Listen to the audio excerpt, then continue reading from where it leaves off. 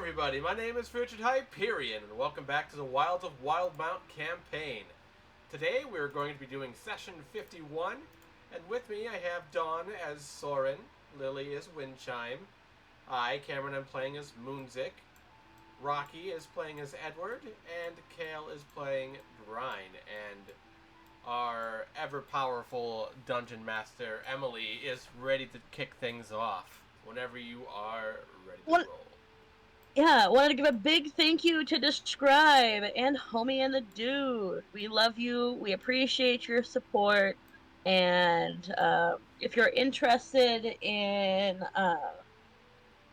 wonderful, a vast audio library and handwritten, described, things, words. Described is really cool. We use it every single session, and to be honest, with the only exception being the fact that we use Roll20, and even if we use a different format, like if we use Foundry or something like that, they even have integration to Foundry, which is really really cool. So basically, if you like what you hear, check out Describe. If you use our link that's in all associated descriptions, you will get a nice discount, and we get a little kickback for it, and we very much appreciate that. In addition, Homie and the Dude is also featured down in the description below. They are getting ready to launch their 5e combat overlay Kickstarter, so that your space, air, and sea battles can really be exactly how you imagine it in your brain. Really, both of our sponsors, we appreciate you so much. And if you are interested, go check them out. But to get into the nitty gritty of things, you all, I'm going to send this over to Kale, where Brian is going to give us our recap. Last time was we had a little bit of a scary encounter. We woke up, well, I woke up inside a strange treehouse with our host throwing a bucket of holy water on me. And, well, we all leveled up, which is nice, except for the fact that I'm covered in scary dark magic. But we decided to press on, pushing through the forest towards the mansion that we had been told about. And about halfway there, we ran into some undead who could wipe your memory of your friends and turn you invisible against your will. It was a good thing none of us forgot about each other and left each other behind. Maybe you did. I'm sure we didn't. I'd remember my friends, right? Who are you?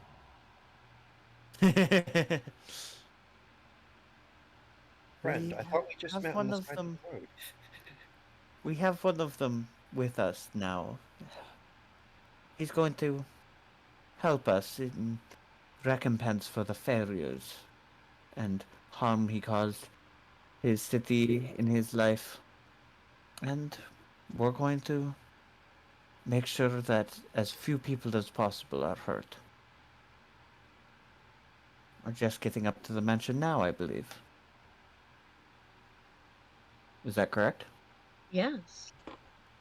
As you approach the mansion, you see off in the distance a 5-foot tall stone wall that seems to be surrounding the ground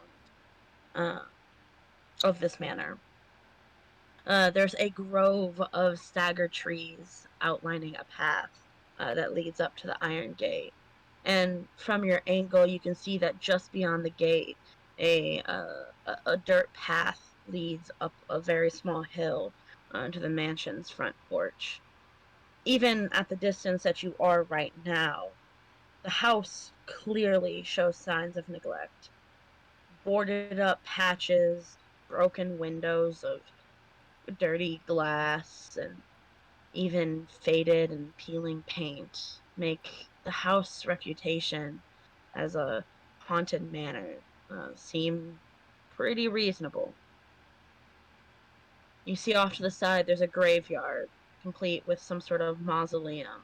It's visible just inside the stone wall.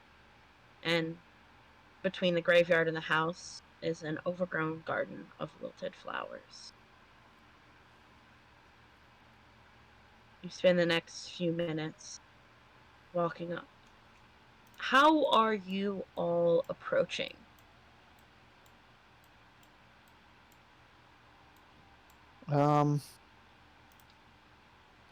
I imagine Animo and Moonsuck are probably in front to be ready for anything.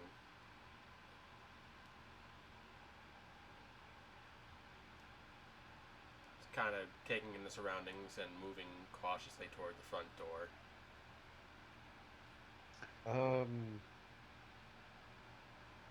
Is it okay if I set up a detect magic?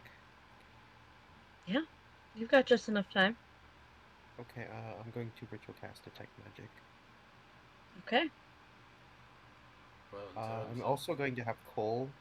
I'm gonna bring him out of my pocket dimension, and I'm gonna have him trail above us, where like a comfortable distance where he can get a full line of view on the entire manor, but not be within range of potential hazards. Getting a quite literal bird's eye view, Cole scouts out is hovering above and scouting out the area for any unseen dangers. I'm gonna have Cole roll a perception check. I believe he can do so at advantage, right? No, that's owls. Oh shit. Well, he can't do so at Perception check. advantage. But that's gonna be his check continuously. So we're gonna use that 17 for any time that he's looking at for things. Okay, Okay. which is pretty good. Uh, Anybody else?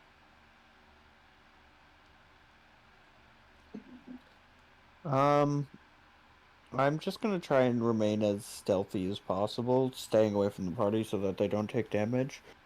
And I want to try and see if I want to investigate to see whether anybody has come this way recently. Okay. Go ahead and roll me a investigation check. All right. Da, da, da, da.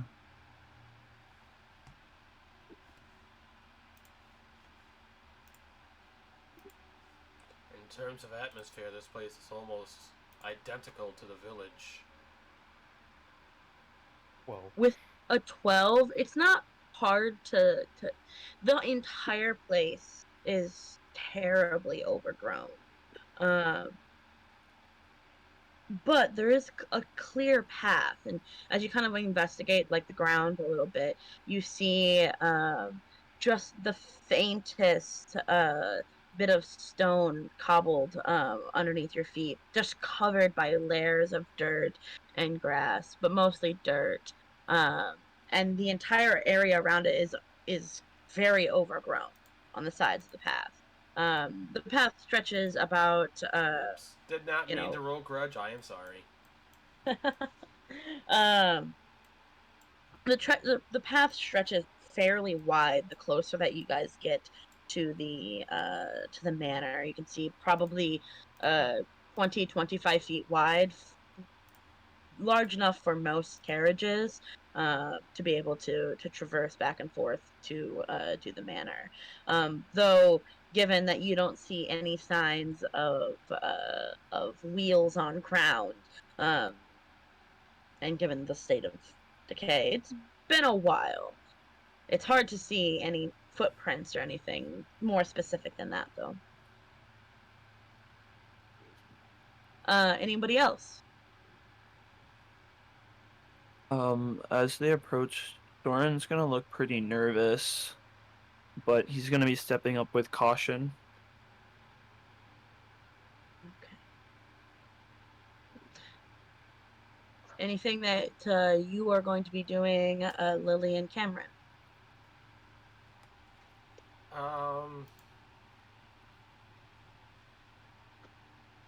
Can I look to see if there's anything in the windows? Yeah, absolutely. Go ahead and roll me a perception check.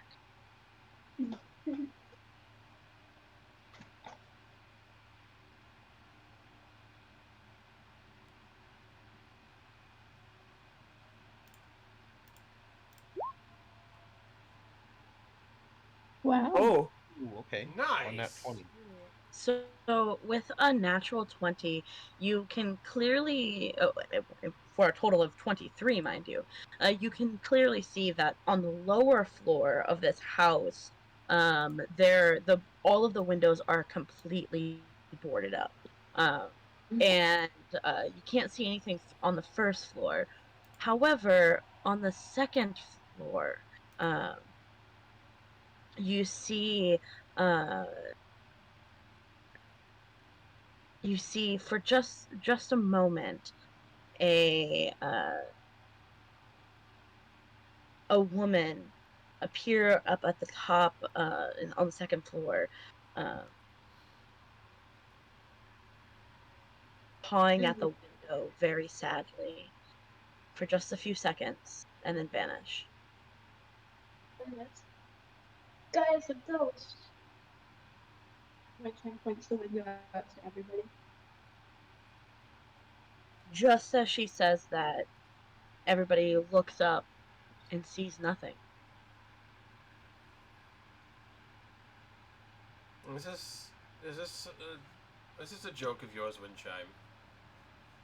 No, it's a ghost. I saw it. It did the ghost thing where she disappeared. You know, this is starting to get wearily common. One of us sees something the rest can't, and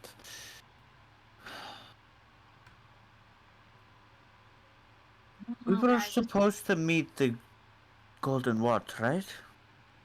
We were. Well, I found some evidence of somebody being here.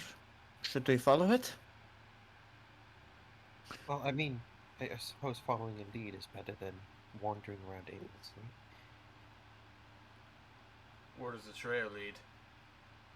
That I'm not quite sure. Let's find out. So as you guys continue up the path, where you guys are going stealthily, this is what the information I gathered. I would like each of you to roll me a single stealth check, um, and then we're gonna take basically the average. Hell yeah. Drive that average up, baby! Yeah! Yeah! Grab that average up, baby! Yeah! Hell yeah! Not one incoming. oh no. I'm scared. Yo! Yeah! Silently, you guys make your way forward. Hold on, let me just see something real quick. Also, what time of day is it right now? It is mid-morning. Okay. I do want to let you guys get an overview of what I am talking about. So, there you go. Yes. This is the approximate ground. All right. I will say that Moonzik is going to be holding grudge as well as a throwing dagger, just cautious and alert for any sort of enemies that might pop up.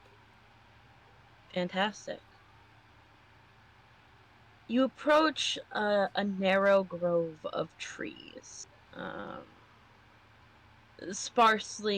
decorated sparsely by a few flowers, bushes, statues. It kind of pushes itself up against the stone wall surrounding the property. The grove might have been impressive at one time, uh, but now it just looks unkept and frankly sickly. If I could go ahead and have you place your characters on the left. To the left, to the You left. sit on the left? On the left, on the left. Everything you own's in the box to the left. There we go. This is a very important question. Uh-oh. Before we actually get too far into it, are you approaching on horseback? Because that changes things We drastically. cannot be because of me. Brian can't be. I want to say Because we probably dismounted at the foot of the hill where we're climbing up to the front door. okay, Because that makes the most so we're sense. no longer on horseback. Is that the consensus? Yep. Okay. Uh, Fantastic. You begin to make your way quietly, silently through uh the I apologize, somebody's vacuuming and it's distracting. Um Through this little grove in front of the house. You see slash hear first um the sound of a woman crying.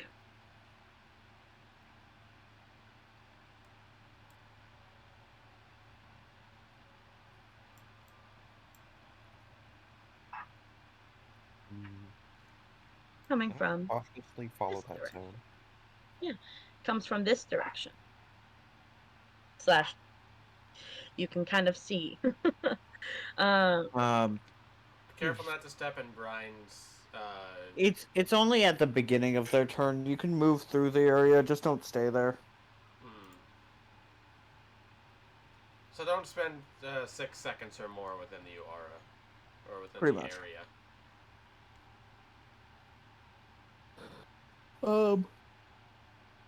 While we haven't caught its attention yet, can we recognize what it is? well, it's clearly some sort of humanoid. Uh, you see that from this distance, it's a little difficult to make out through the brush. Uh, but with all of you looking, and the assistance of Cole flying overhead, uh, whatever this is has a more bestial appearance with horns that swirl to the front of her head, a bloody and torn dress, and her feet come down into uh, hooves.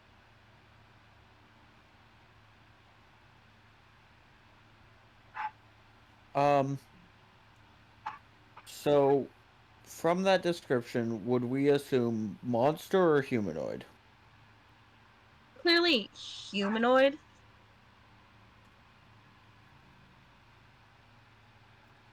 So, like, thinking race that we have all talked with before.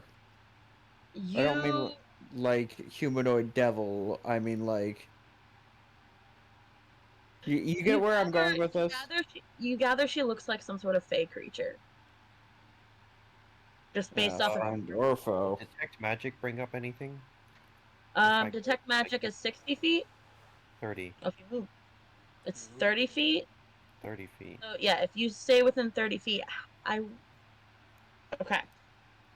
As you approach stealthily, closer and closer, you do gather that she does seem to be giving off some sort of magical energy, that of how do I you gather that the energy she is giving off, just to give you more information than you need because I don't know how to describe it, that she's some sort of druid.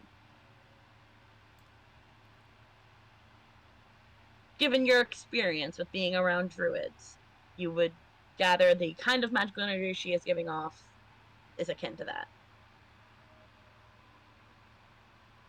Jesus.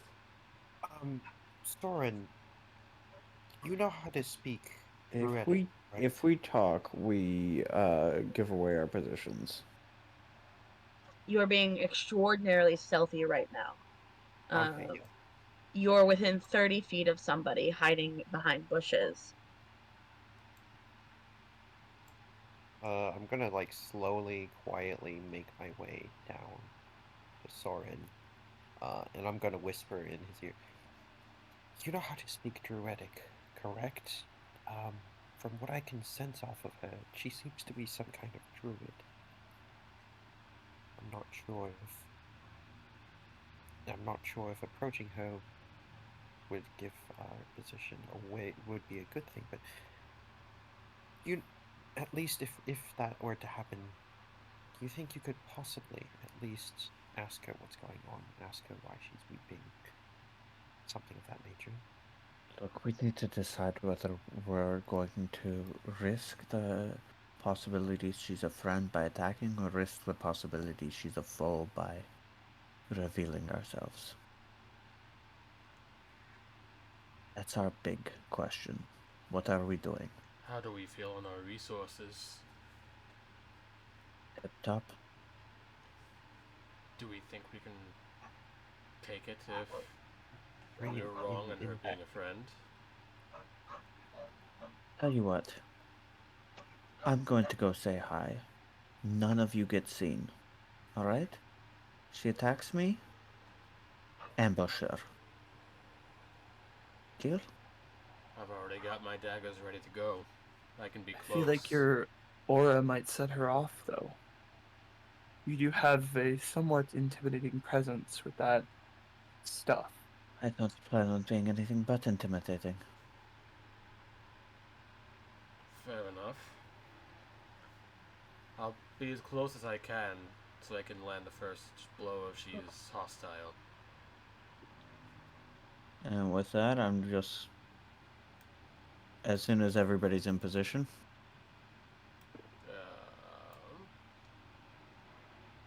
I'll be right here. That's still behind the tree line. in which case I'll come in through this way as stealthily as I can. I think I can get here probably pretty safely.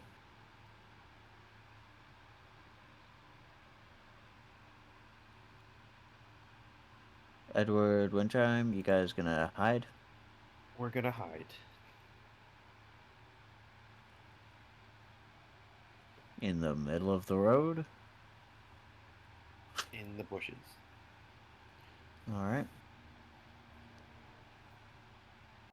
Brian's gonna walk forward and go. Okay, as you approach, you see that she seems to be like crying over a statue of some sort of nymph, who's like arms out in like a beckoning pose.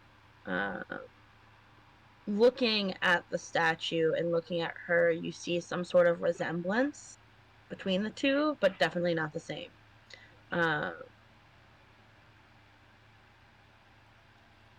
But as you approach, do you say anything? Hello there! This is a dark and dangerous forest. Are you friend or foe? Uh, she looks up at you with a tear still heavy, heavy in her eyes. Looking at you, she places her hand on her chest in an almost startled way, and you see her skin begin to thicken, like that of bark. Uh, who, who are you? Orion, Have you finally come to end me? not unless you attack me. I'm simply here to try and prevent the sad loss of more life in this forest. Our entire journey has been hampered with horrors and undead. You'll have to excuse me for being wary.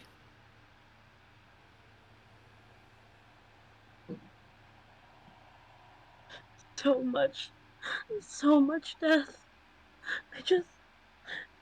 I can't take it. But I have no choice. I must do these things. What must you do? Um, at this moment, you see the uh, the spots of blood that have adorned her dress and her arms, and her her fingers kind of are significantly longer and unnatural in comparison to, the average person. Um, and they come to like a clawed point, and given that you don't happen to see any wounds on her, you have a feeling that the blood on there is not her own. What must you do? And I'm going to, because it has an hour duration, I'm going to cast Armor of Agathist at 4th level. Ooh, 20 temporary HP. Uh, you she looks at you and says, uh,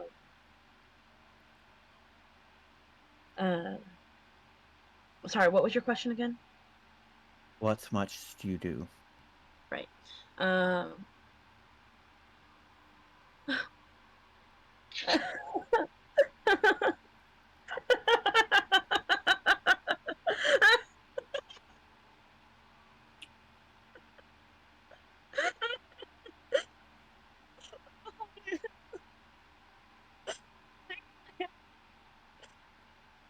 So if she's saying something, we can't understand it because your mic keeps cutting out. she's like oscillating between laughing and crying, and not giving you any particular direct answer. Um, Go ahead and roll me an insight check. Not very good at that. Moonsick is close. He's able to hear, and is he able to see some of this? Yeah, if you would also like to roll an insight check, you can. Yeah. Hey, 14's not bad. Where is insight? 18's pretty good.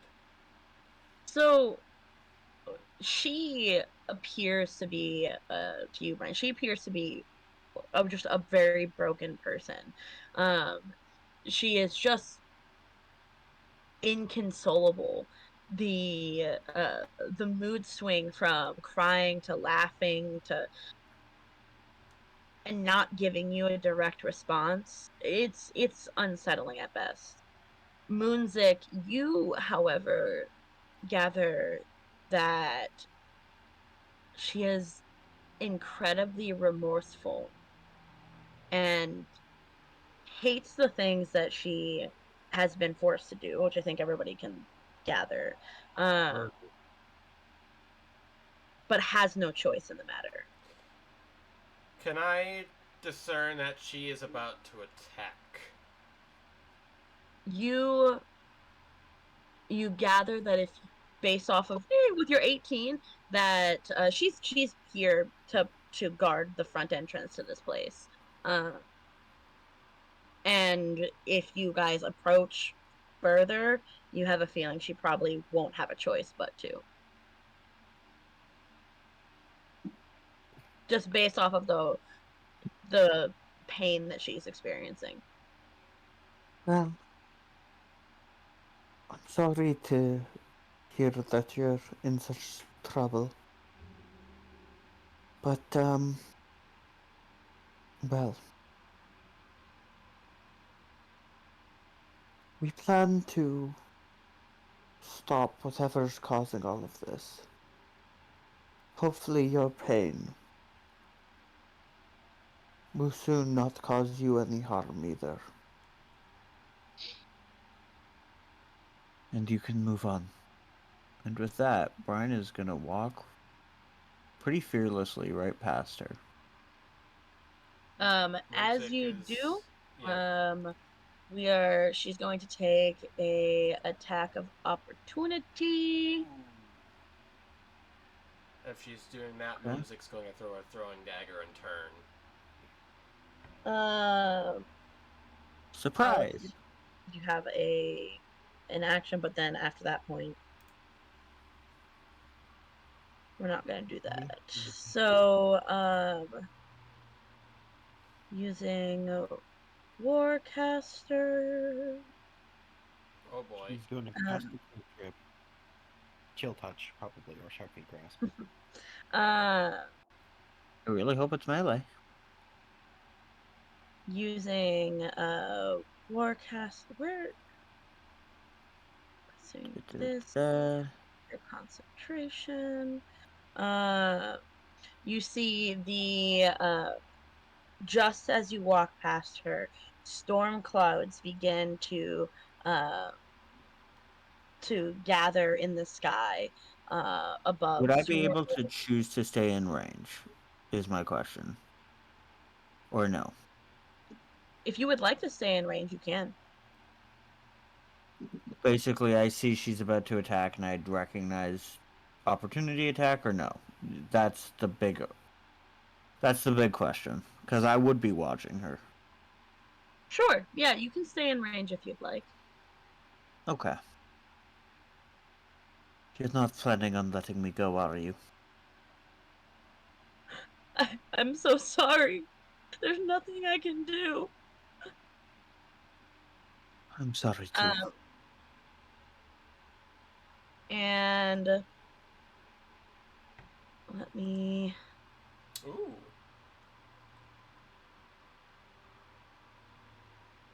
Oh, initiatives. Let's go ahead and roll some initiatives. Okay, not 20.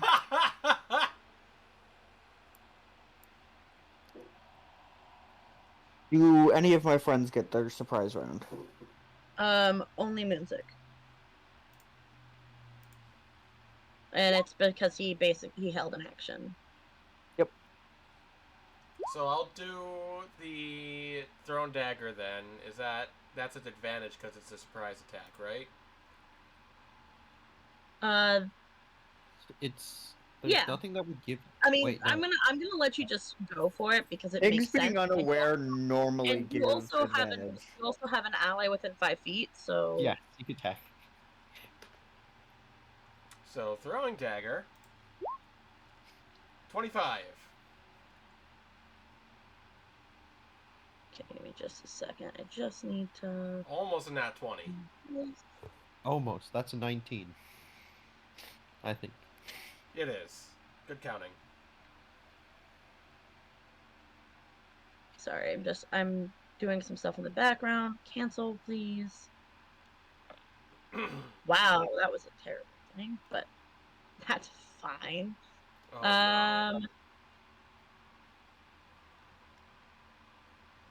Okay, so with a 25, you hit. And that's going to be 8 piercing damage with the sneak attack being 14.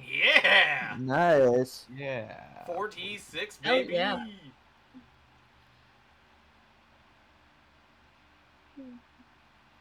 8.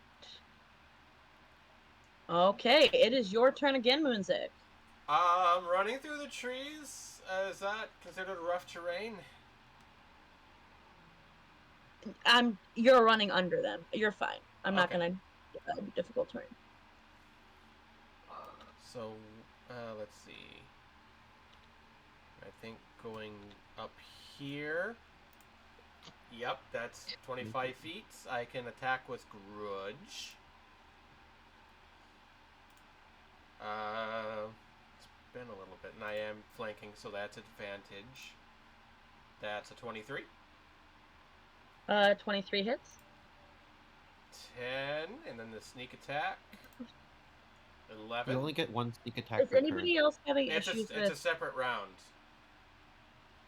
Cause Oh. It is a separate round because he Oh. held an action. Oh, dang. yeah, Yay. and I will attack with Ghost Eye as well. 22 to hit. Damn. Okay, 22 hits. Yeah. All good rolls. 5 damage. That Okay. second attack really doesn't do that much damage, does it? It doesn't particularly matter. Sneak attack is what it's all about. Yep. Why is this struggling? What the fuck is happening with?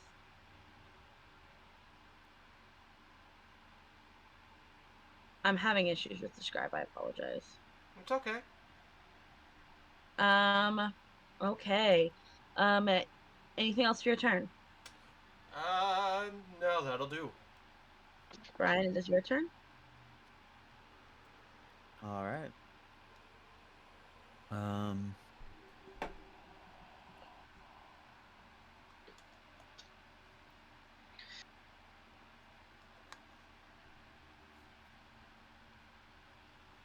Honestly, I'm gonna use my action to regain my spell slot with my Rod of the Pack Keeper.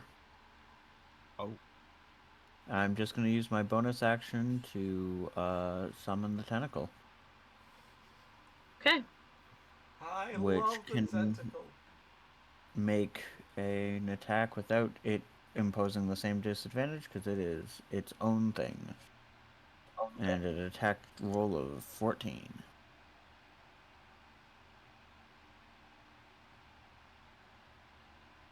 14 misses. All right. Brian's just gonna stay there and go. Sounds like you could have not been our enemy. I'm sorry. Okay. With that,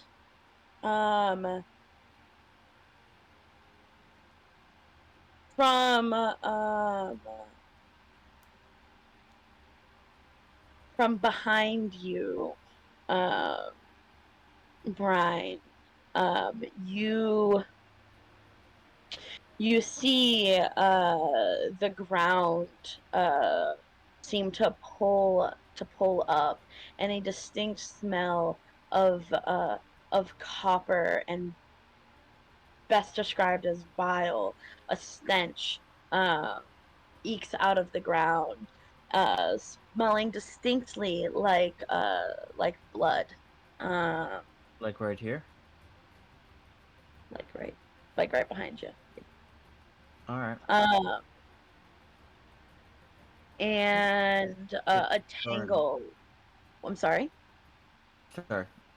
Go. And a tangle of rotten, lifeless roots, resembling a mess of bodily organs and visceral tendrils, begin to grasp out of the ground. Come on. There we go. Why is this not? There we go. I'm on the GM layer. This is... And it is going to reach out to you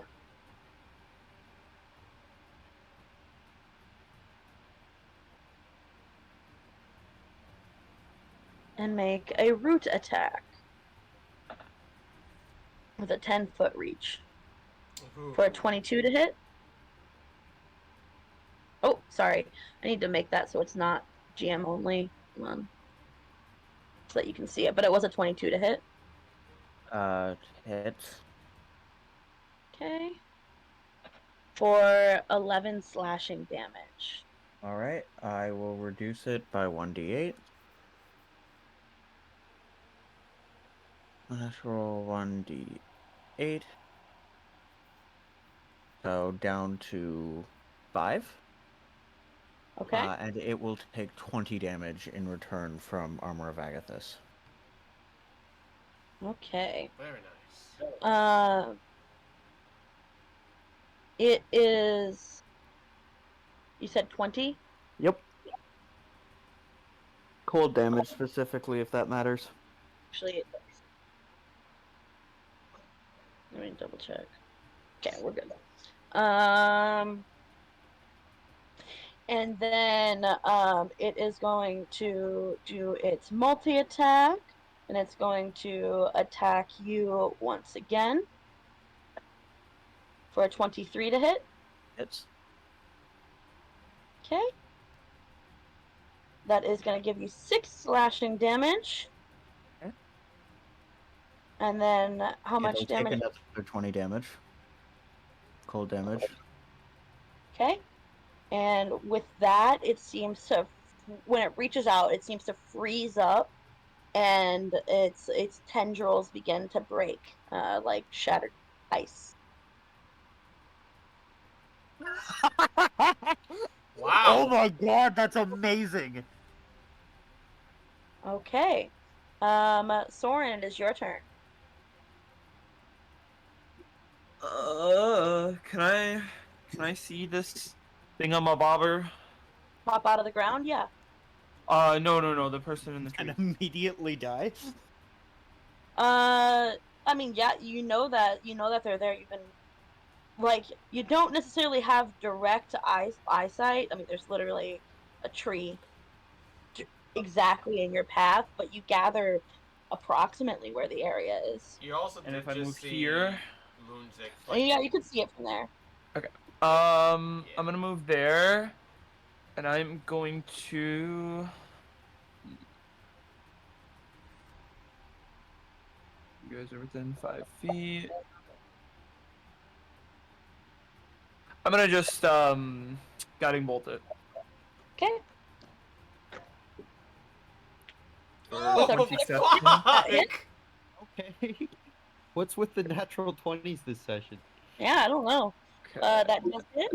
Nothing but 20s. Oh. Oops, old Man, 20s. that's a crit. And that's the. Well, That's not with the crit. I don't believe. Just No, roll so it's double dice. 12. so go ahead and roll 5d6. Yeah. Yeah, that's Oh wait, good. that's second level? That's yeah. second level. 5d6? Yeah, Yep. because... Another 5d6? Yeah. Okay. Because you're Yeah, and casting then it you at a add higher that level. to- Oh! For 30 damage total, I guess? Oh! Anything else for your turn? Nope, that'll end it. Okay. You see And she glows. currently... Oh yes, let me mark that. She, with that blast, she looks like she is in an exceptional amount of pain. The same kind of pain that she was in before, and except much, much worse. Let me... she's going to use her bonus action Before to... that, she will take damage from starting her turn in Swarm of Flies. 4 Okay. damage. Poison if And she's immune. Okay. It might and matter. Wait, but isn't that her reaction on my round? Or are you using it as a bonus action? I'm not doing No, anything. it's a area of effect. It's So continuous. how much damage does that do? 4. Okay, so she is very much on death's door. Oh, Yeah, she is about as bad as she can get right now. And she is going to you see she's going to misty step straight up into the air 30 feet. And she's going to use her action to wild shape. Oh. And she is currently 30 feet in the air. And you see her turn into a creature I don't think any of you have seen before. I'm sorry. There's a Is that a dinosaur. Quetzalcoatl? is that a dinosaur? You It is you a- it- recognize you just opened that up for Soren, right? I did. Yes, there's a reason why. That's awesome. Oh no. Is that a pterodactyl? No. It's a Quetzalcoatl, isn't it? It is a Quetzalcoatl, yes. Oh, it's Yeah! a Quetzalcoatl. It's a That's the it's a best flying Quetzalcoatl. wild-shaped creature. Yeah. I But can't use it yet, though. Oh god. yeah, no, it's a little too high level for you, but that's totally okay. As 30 feet in the air, it flies out of it flies right, let's see, 30 feet, and then I'm gonna have it fly an additional 60 feet. Oh, excuse me, an additional 50 feet higher. So currently it's 80 feet in the air. No, I'm actually gonna have it. I'm not gonna have it do that. I'm gonna have it continue to fly straight up in the air for a total of 60 feet? 100. No, it has 80-foot fly speed. Oh, okay. So 80 feet straight up. 110 feet up. 110 feet. Okay then. Okay then. Okay then. Neat. Let's see why. Edward. How am I going to Um, reach that thing? What do we do? Do we attack it? I'm gonna say this in a confused voice as I will then pull out flask of acid from my pouch. I'm gonna move the 30 feet. I'm gonna catapult a flask of acid at him. Oh, and man. catapult has 120, right? What? What's the distance on catapult? So technically it's 60 by 90 feet. So you cannot hit it. So it's a weird ruling where I can target something 60 feet. In this case, it's not. It's still technically 90 feet in a straight line. Right. Oh, I see his point. I see his point. So, Basically, no, because basically remember the it's concept 110. the concept is he can target any object within 60 feet and then launch it 90 feet, which gives it an effective range of 150 feet. 150 feet. But you would have to do something up in the air then. Exactly. If I toss the And flask there's- in the air, I can cast catapult on it, right? Or would that Oh god, that's sketchy, man. That's I'm so gonna- take? sketchy. That's what I'm asking. If I Yeah, could I'm or gonna say for this, I'm going to say no. no. Just yeah, I think no. All right. If we fair. have issues with it, we can talk about it later. No, I'm fine with it. That's fair. It's just I don't that's really bending the rules a lot. I mean, yes, like I sure there's a it doesn't matter. No, for now we yeah, can talk about it later. I don't think I can reach him with any of my spells. So that's dodge action and end my turn. Okay. Wind chime, it's your turn.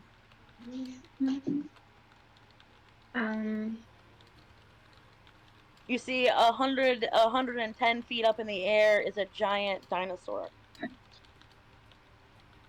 Yes.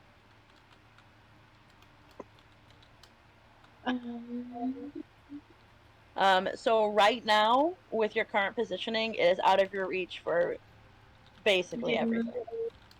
Unless you have like I'm gonna cast blast. I'm sorry? I'm gonna cast blast on.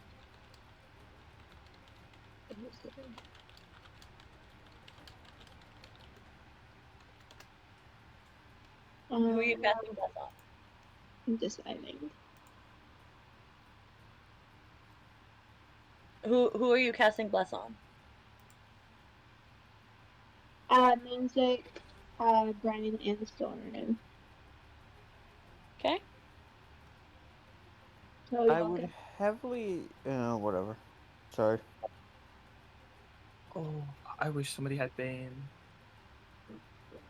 And then I'm gonna ready my. You're going to do what? Okay. I'm having real troubles hearing you. Sorry. Can I just ready my sword and like easier hold position? So you used your action to cast bless, so you can't ready anything, but you can use your imagination to ready it, but it wouldn't have a literal effect. Okay, sure. Otherwise, you still do have a bonus action, I believe. If you'd like to use a bonus action, you can, although you did cast a level spell, so it wouldn't be a spell. Yeah, I know. I don't know what the bonus action would be. That's on this spell. So that's totally okay. Anything else for your turn? Nope. Okay.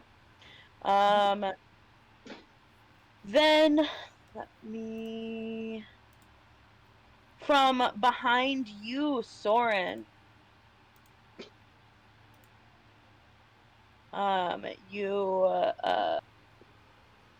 You see one of those roots come up out of the ground to make a multi-attack on you. First root attack, 17 That hits. for 11 slashing damage. And a second root attack for a 19, which also hits for another 11 What the slashing fuck? damage. Oh. And I do need you to it's going to grapple. Oh.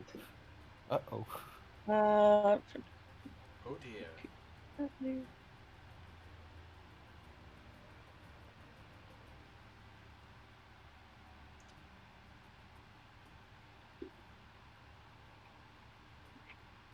okay, I'm just making sure. We'll go ahead and roll contesting strength athletics checks. I'm very good at that. I believe in you. Never mind. I mean, Okay. to escape a grapple, you could use acrobatics. It's always contested strength checks. Yeah. No, Unless just otherwise. leave it though. So you are now grappled. Um, That's and I would say with your slight affinity towards nature, um, and whatnot, you have a sneaking feeling that the viscous resin, right, that it attacked you with, um, is going to make it very difficult to heal. Okay.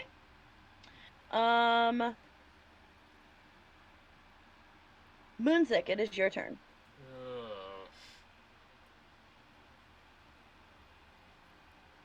I think my main focus is going to be on the druid and her wild shape. How high up in the air is it again? 110 feet. Shoo. Let me double check my range on the short bow. I'm pretty sure it's disadvantage if you go with the second range. It is.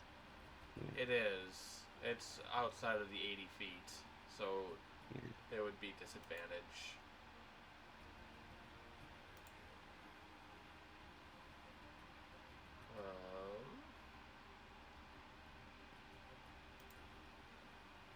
It's probably going to be my best option because I imagine throwing daggers are going to be outside of that range as well. I don't have a dedicated range on them, but one can assume. 20, 60, yeah, no.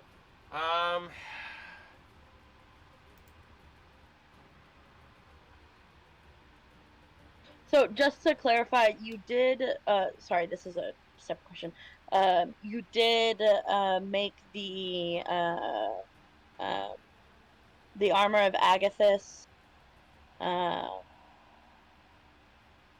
It's 4th level. Yes, I think that's. I what was believe said. that's what he Kale? said. Kale, you're casting armor of Agathis at 4th level. I have to, yes. Okay. I just Everything's wanted at 4th level. That's how warlocks work. Okay, I just wanted to make sure. Moonzik reaches for his short bow for a second, but then after assessing the situation, he figures it's not going to be real good, and he looks over and sees Soren in trouble. He's going to, if I can hit Q, he's going to book it over there. He's going to attack this thing with Grudge with advantage because there is another ally. No, advantage is only when flanking. You only get sneak attack if you hit. Ah, well.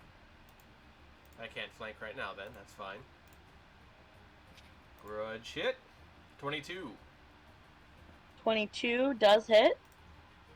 For 11 damage plus 13 damage. Okay. And then I can attack again with Ghost Eye. Okay. Crit! Ooh, that's another crit. Critical. Okay. Wow, we are just critting like That no is business a lot today. of money. 8 damage. 8 damage. Is that with... Oh, that is with the crit. Okay. Yep. That is My so many. God. My God! You guys are killing my encounters! We're not trying! Our job! Well, You guys blame are- the dice. Don't blame us. It's almost like it's a game in which we're supposed to do that or something. I'm just saying it was supposed to last more than a few rounds. Like, at least a little bit. At least 10 minutes. That would be nice. Okay, Let's get going. Also, it's been an right. hour. Let's go! We did a lot of other shit. Brian. You know, somehow I feel like you don't have the option to fly away. Sorry about this one. Brian is going to, Eldritch Blast twice. Because it's still within range. Mm-hmm. Trying to knock it out of wild shape. Okay, it misses. Damn. And that was max We are damage. gonna do it again. Oh, wait, no, it does hit. Excuse me. Oh, So, That's 14 13 damage? The collateral AC. Yeah. it hits? Yeah. Because it Okay. wouldn't be her normal AC. So, 14 damage. Okay. And I'm choosing not to knock it back because I want it to stay in range. Okay. And Eldritch Blast again. Okay, that misses. Oh, that's a that one. Oh, fuck. That's You You gotta know roll. what? Our karma is going to turn around now. It's going to be You nothing gotta roll on but the table. Yeah, don't you? yeah, I do. I have to roll a charisma saving throw. You make an or ugly get turned into face. a pot plant.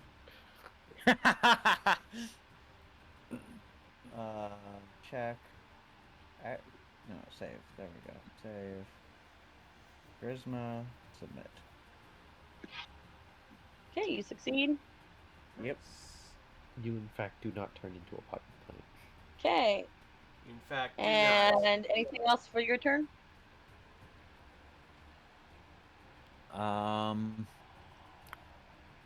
gonna I don't believe it's a tentacle. start walking this way. Oh, actually, yeah, I'm gonna start walking this way, and my tentacle is gonna go over here, and it's going to smack a bitch. Okay. So it smacks me. Got it. Okay, yeah, that 25 damage. Or 25 to hit, 2 damage, rather. Yep, that kills it. Is a bitch. Yeah, that kills it. You are no longer grappled. But Soren, that little sinking sensation in the back of your head is still there. That did not go away. You have a feeling you're gonna have a hard time healing. Painkiller 2. Speaking of healing, Soren. So I have a question for you, ma'am. Can you have this Quetzalcoatl make me a strength save? I mean, I can, but what are you doing? Oh. I am bringing it back down to earth. Earth Bind. It's an Earth Bind. Okay. Yes, Earth Bind. Strength save. Oh, it's a 6. That does not make. Yo! Oh fine. no! It is gonna start falling back down to earth. Oh, Okay. that is It so is much fall currently, damage. It takes 1d6 for every 10 feet fallen, meaning that it's going to take 11d6 damage. It's dead. What? Do you want me to roll that or you? Oh yeah, I want to see those numbers. Okay. So it's 60 feet per round. It's 2 rounds Wait, before. not 11. Okay, Yeah, I'm 11. reading the spell's description, and this isn't how 60 it feet per works. round.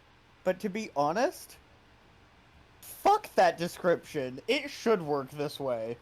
Oh, Yeah, it's it safe. does safely descend, but Oh shit. Yeah, Oh, honestly, shit. no. It's Hear only me a out. second level spell. Hear no, me it's out. no, it's only a second level. I agree with you, Emily, but hear me out. This spell has so few actual applications because it has to be targeting a flying creature, and it's a strength save, where most flying creatures actually have a fairly good one. That's not true, but I think. Yeah, I don't know. Most Most flying of them have creatures a that success. you want to use this on have a fairly good one. It's not always, but I mean, most of the time it's It's a niche spell for a niche situation. You're not always going to come in and fight. so flying. it should be really good Or in you're said rewarded niche with- Okay. situation. It should yeah, be really good in that. Lily, But, like, come on. Lily, you're an outsider to this. Yes, Read I- that spell description and acknowledge the situation, and I'm gonna let you make that decision. Oh, jeez. Does it take fall damage or no? At a second level spell slot. 11d6.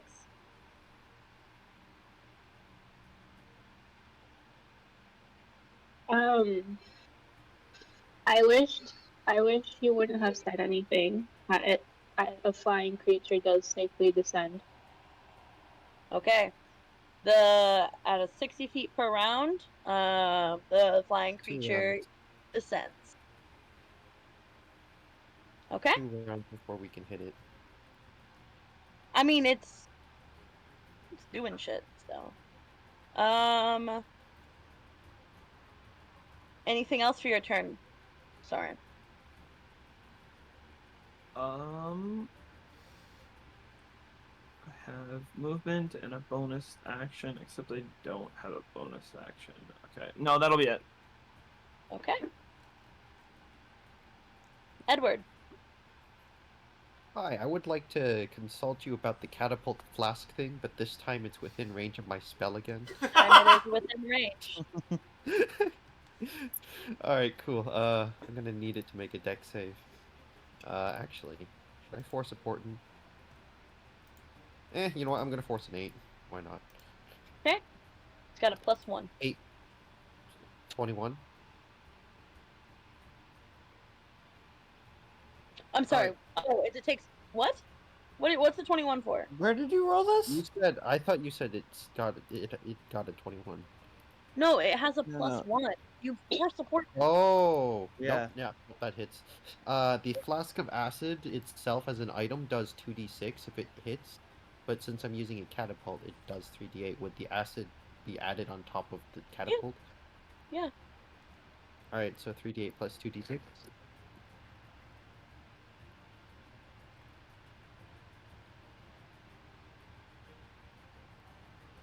Alright, that's gonna be 27 damage. 8 acid, 19 bludgeoning. You see, the Quetzalcoatlus The Claddle. uh, begins to fall even faster after you hit it. How do you want to do this? Because Edward. that carry is over. Edward is gonna, with a flick of his wrist, he's just going to, like, sort of drop the flask of acid like he's dropping a mic. But, instead of it falling onto the ground, right before it hits the ground, it completely shifts direction and goes straight up into the air. And without even looking at it, the flask is just going to collide straight into his gut. And it's going to shatter, splashing acid all over his body. Okay.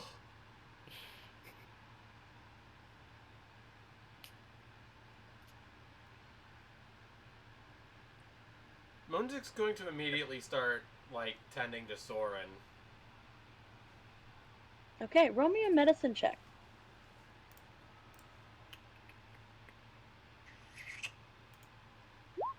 21! 21. With a 21 medicine check, you see that that Soren is bleeding, right? It appears to be that, like, whatever viscous resin that was on the leech root's tentacles, it causes, like, basically it's an anti-coagulant, and it prevents healing for both natural and magical. You do think that luckily you have had a bit of experience with those who are hemophiliacs, right? That would be the correct one. And bleed profusely. Yep. And are able to basically pack his wounds in a way that assists in his bleeding. So if you would like to use a use of you can heal him, and then I'm going to say that at that point he is cured from this condition, Hell given it was a DC 18 medicine check, so to be able to fix this. Nice. Wow. With these as a healer's kit, do I also get to heal him a little bit as well? Yeah. So that's going to be a 1d6 plus 4 plus, I'm guessing it's 7 hit dice. So 1d6. Are we in level 7 or 8? 7.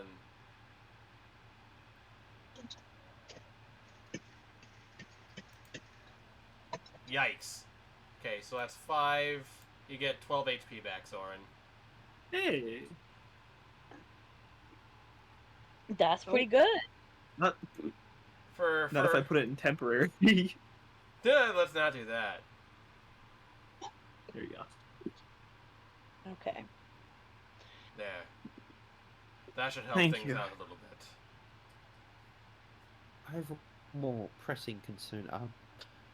What is the significance of the statue that she was presiding over?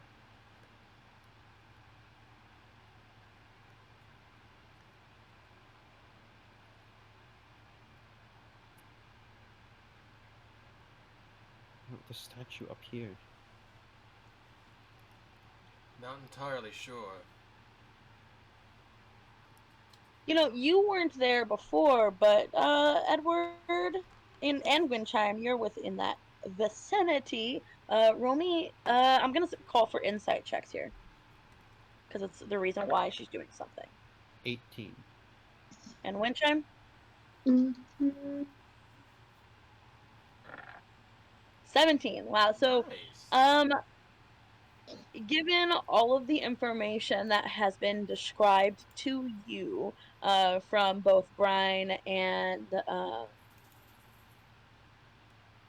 Brian and Moonzik, uh, and no longer in life-threatening situation, and getting a really good look at her face and the statues.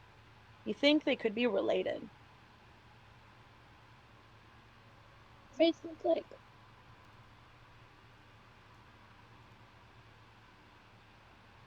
I'm sorry? like her face and the statues are related. Yeah, it looks like the fey creature that that you just fought, and the statue that she was crying nearby. Um, they look like they look resemble enough that they could be related. Oh, like that's her The sister. statue is older than her. Okay, can I like detect does my detect magic throw up like a transmutation spell as if it was like a petrification or some sort? No, It's not magical. no. Huh. It's, Um, do you think she's probably like a relative of whatever deity that this statue was constructed under the image of? it doesn't look like it's a deity. It looks like the stone has been hand carved to resemble somebody. It could be a self portrait. They look a little different. They look like they're related, not the same. I'm thinking more along the lines of a tribute, not a tribute, but or at least attributed to someone that was very close to her. I don't know if maybe she called it out, but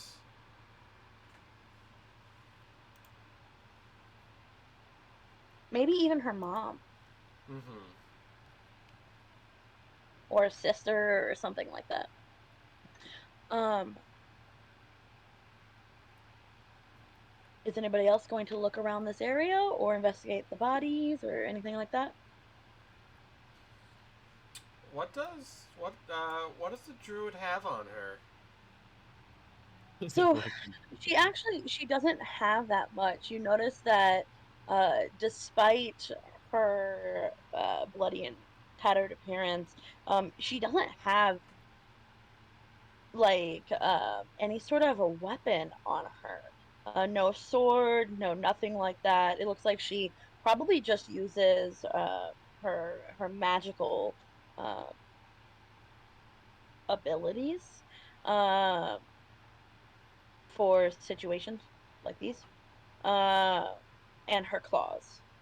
Uh, the one thing that you do find on her, however, uh, is uh, is a uh, is a single earring uh, in uh, in the shape of what appears to be like a rosebud, like a little stud, but no other belongings adorn her. looking on the map, are these statues or are they just like random trees or rocks? Well, why don't you go over there and find out? I'm gonna go over there and find out.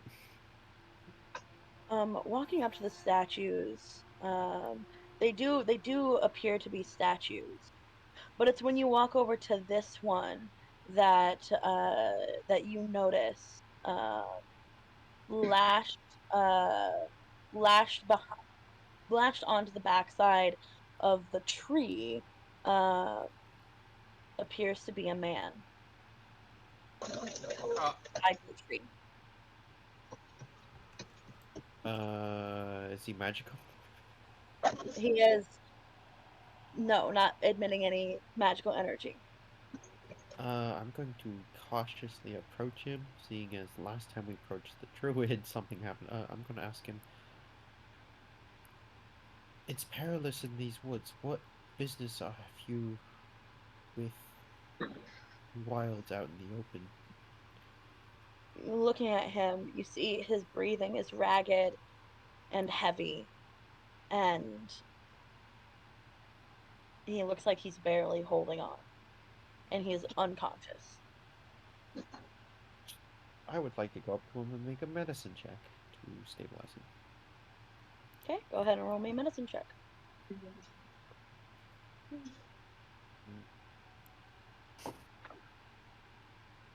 Oh. Okay, that's a That failure. does not succeed. Wait, I have a healer's kit.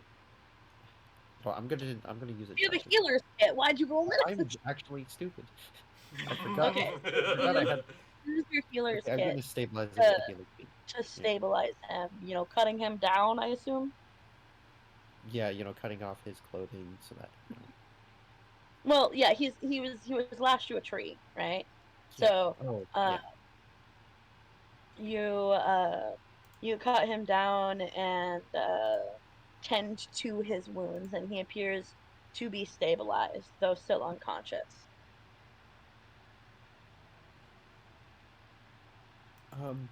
Everybody over here. There's a dying man over here. He needs medical attention. Literally everyone starts running. Nobody He's by makes a the move. statue over here. Brian stays away as to not kill him. Everybody medically inclined starts running. Which is basically everybody except for Brian. Yet somehow Thanks, music got there I deserve first. that call out. I deserve that call out. Lily, Soren, are you going to help or no? You said there were bodies to investigate? If you would like to investigate bodies, yeah, there's like these creatures, and but the fey creature from before was already looked over and didn't have any belongings except for an earring. Honestly, fuck the dying man. What's these bodies got going on? Yeah, I would like to see if I can harvest those things that caused reduced healing. Fantastic. We'll get to that in just a second. Lily, what about Windchime? Is Windchime gonna go help the dying man? Of course. I'm sorry? Of course, he's gonna help dying people. Okay. So Lily also makes her way over there as well. Seeing a man with a sunken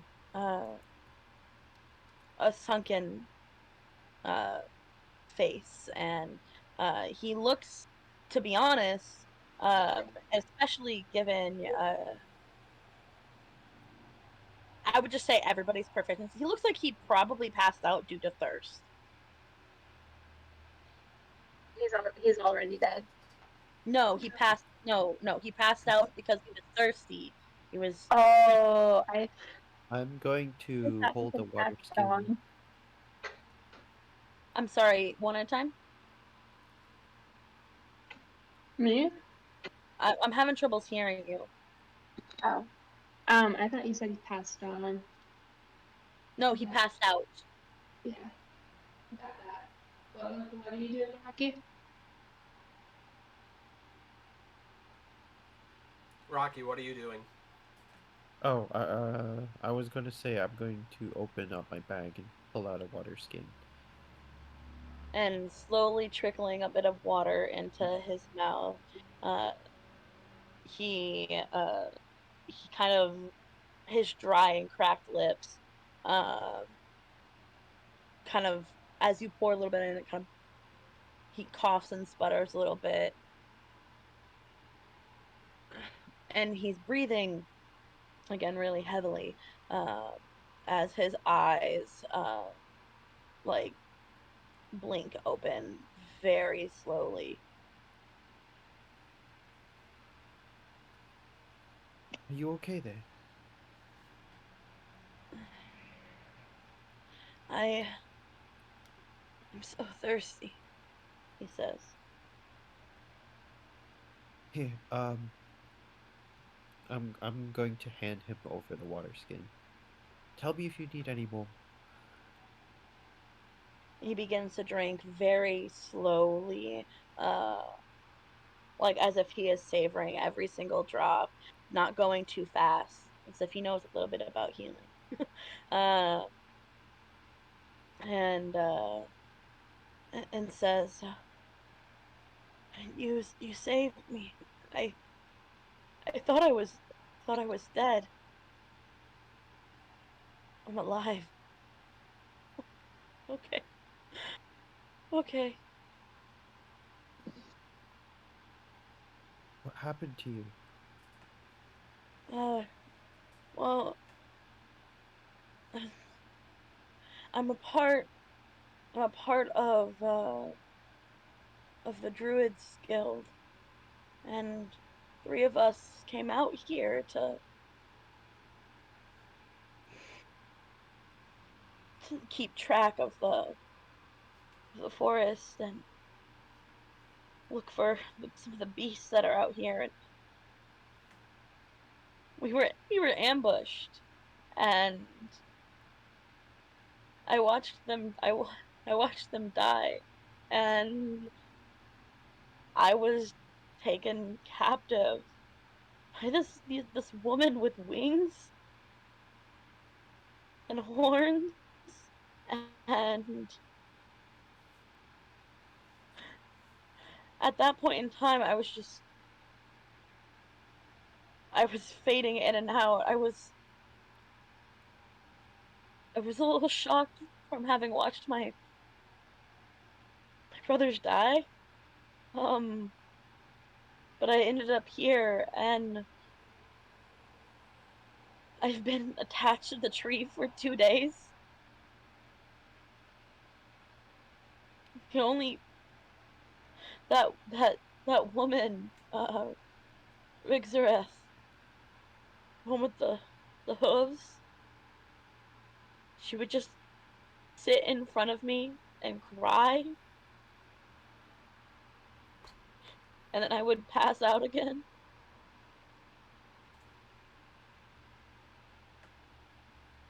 Do you know I why she would do this? Well, it wasn't her who. Well, she did, but she was told to. Um, Sorry, give me just a second. He takes another bit of water, As he's drinking and that, with he's your gonna help, kind of leans up against the tree. Sorry. as he's taking a drink of water and we're sitting up against the tree, like Edward's or Moonsig's going to say to Edward, "That sounds a lot like a friend that we just met over there." Yeah, I wouldn't put it here. I would think that there was a high likelihood that well, she was the one responsible. Um, as far as you know, do you know of anybody else, even at all? Like any suspicion that you think that anybody else in your troop is not dead? Um, no, I I watched their hearts get ripped out. Um, they're not with us anymore. Uh, though I, uh, and you see, he thinks for just a second. There was this elderly couple. They ran through here. I barely remember seeing them. Uh, while I was like passing in out of consciousness, they just rushed. I was, frankly, I was pleased to see them um, sneak past Rigzareth. They snuck past while sprinting. I That doesn't seem like, right. how do I say this? They were quick on their feet, but they were silent. They made no engagements of anything around them. They just kept going. The only thing I remember about them is the old man. He seemed injured. He was limping. Looks like we're going the right way. I'm guessing I so. don't remember anything else. Do you Are know you anything?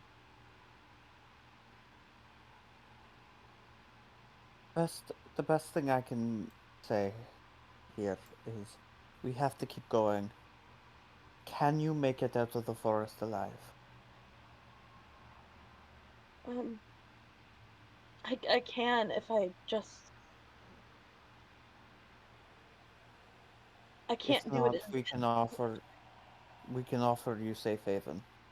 It's going to include a few bodies, but you won't be one of them.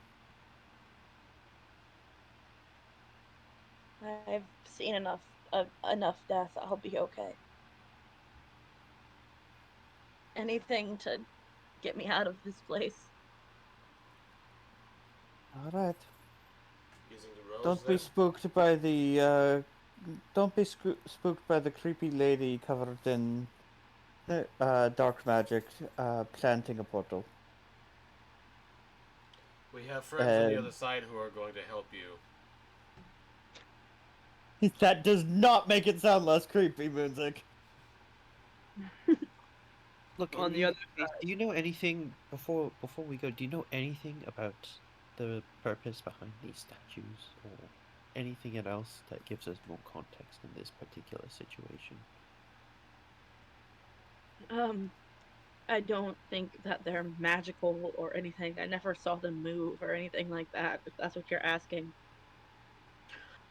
All I know is that that woman would go to each of them and just cry. As if she was repenting? Um, I I only get bits and pieces over the past few days, but she would talk to me. Um, Something about Annabeth. Yeah, Annabeth. Um, and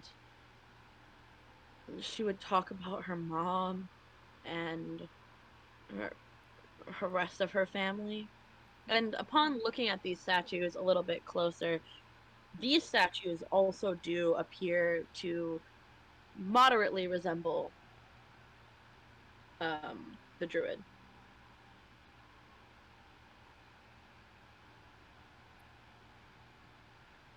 Mm. Do you think they I'm probably could have? That's probably just speculation on my part. All of these statues resemble the druid, right? Yeah, in like a familial sense. I mean, these ones are clearly like gargoyle type. Well, They, I don't I have ones totally. that look exactly like people, so I did This the one best. looks exactly like a person. Okay. An angel. I'm just telling you. All right. They all look like a theater of the mind.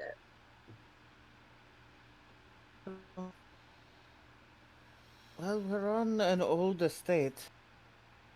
It's quite possible she's bound here by her bloodline, some kind of fate. She did seem fairly fey. It makes me think that this place was more sacred than it is now. Would it be like totally evil of me to take one of the horns and claim it was a fiend?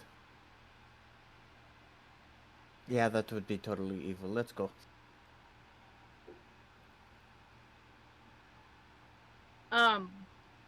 Anything else while you're talking to this man?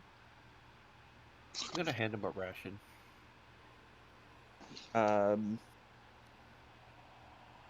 Yeah, no, just wish him happy journeys through our portal. Okay. Oh, and So also tell him which door to go through.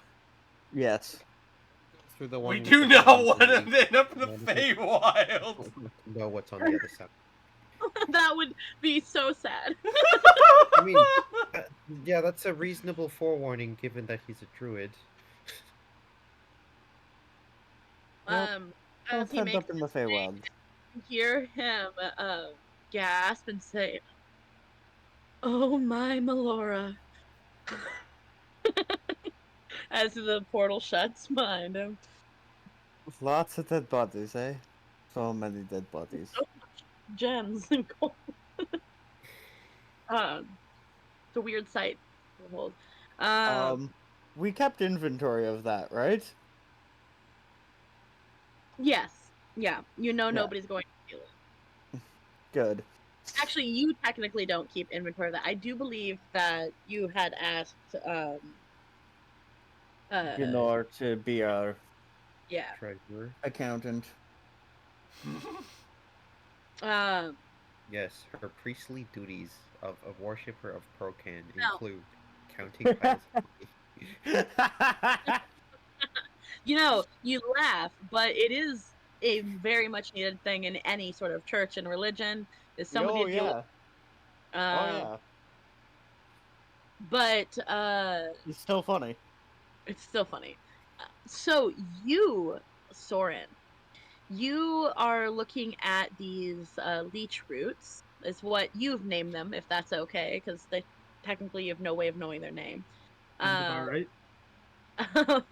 Nature check to know their name. And Problem given solved. have to go ahead and roll me a. You've got a lot of time, so I'm going to give you a little bit while that whole conversation was happening. We were doing this, so roll me a nature check at advantage with a reduced DC because you've got like 10 minutes.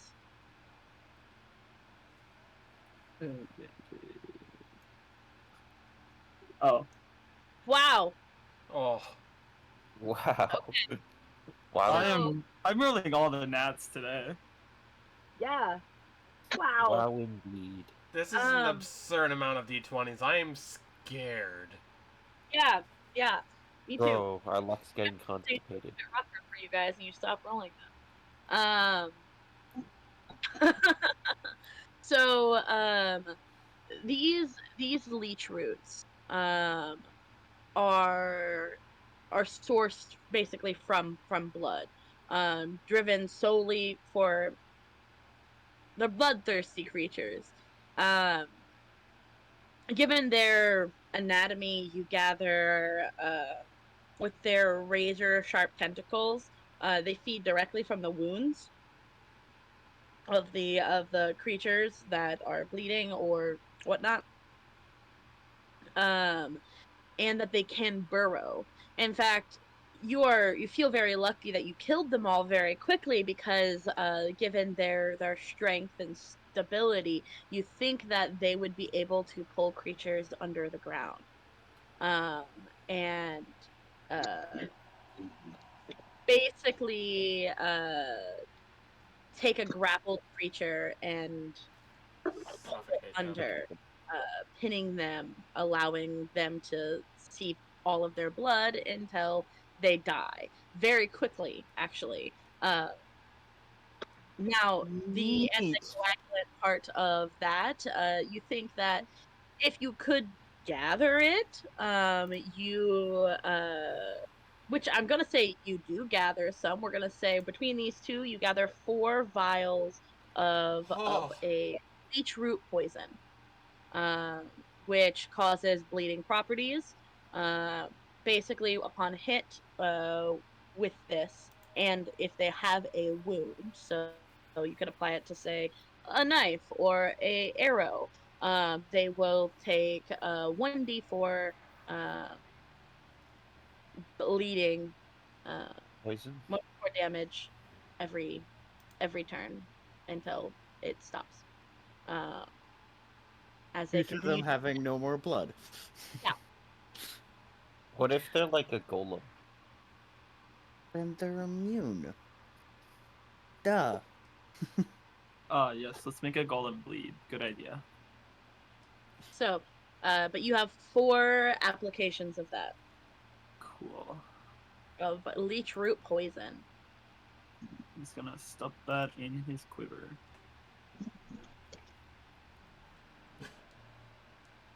Also, I should say, if you, having had investigators and pulling them out of the ground, you see that these are very large plant creatures. Given that they are mostly liquid, um, they weigh about. They're most of the time, they are very large. Uh, with their root system, about 12 feet across and about 700 pounds. If you pull them completely out of the ground, if you know what I mean. So, enjoy your leech root poison. I will.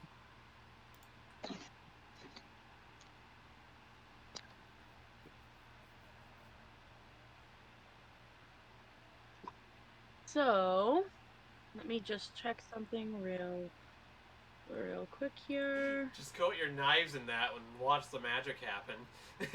Yeah. Or, those assassin daggers I think we might still have. They're already coated in something. You don't need extra. I don't know.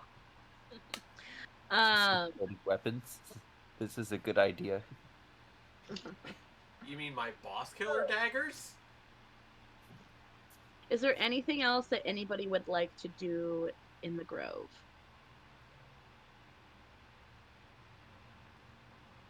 No. Fantastic. Actually, has anybody actually looted her or seen if they can loot her? I have already looted her. Okay. Just wanted to make Well, sure. looted as in saw that the only thing she had on her was a pair of earrings. Decided not to take them. It was Rosebud earring. Were they nice? I mean, it wasn't bad. You don't think you'd be able to get much more than maybe a couple of silver? Nah. Sentimental value. Pretty much. Yep.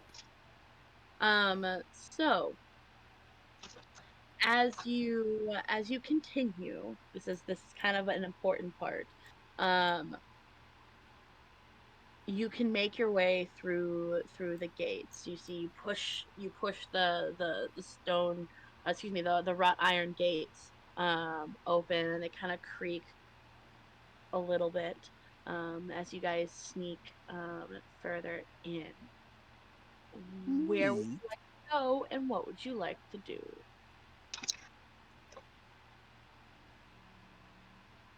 You see, just based off of the map that you're currently on, there's an entrance here, an entrance here.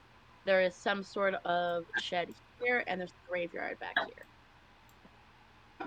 That's the land. We want to go directly into the entrance, or do we want to check the sheds first? I don't imagine Ignatius and Branda have gone anywhere but the main building in search of Dern. You have a fair point. I was just curious about the graveyard. Maybe the graveyard site might have one of their names marked on the tombstone. I hope not, but you never know. For some reason, something does feel off about that. Yeah, I don't understand why an estate like this would have a mandatory necessity for a graveyard.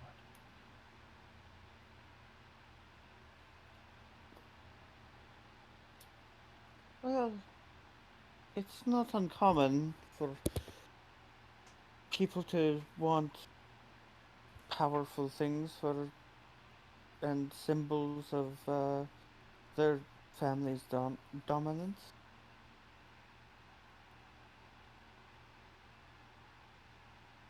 Something feels off, though. I think we should investigate the graveyard before going into the main building.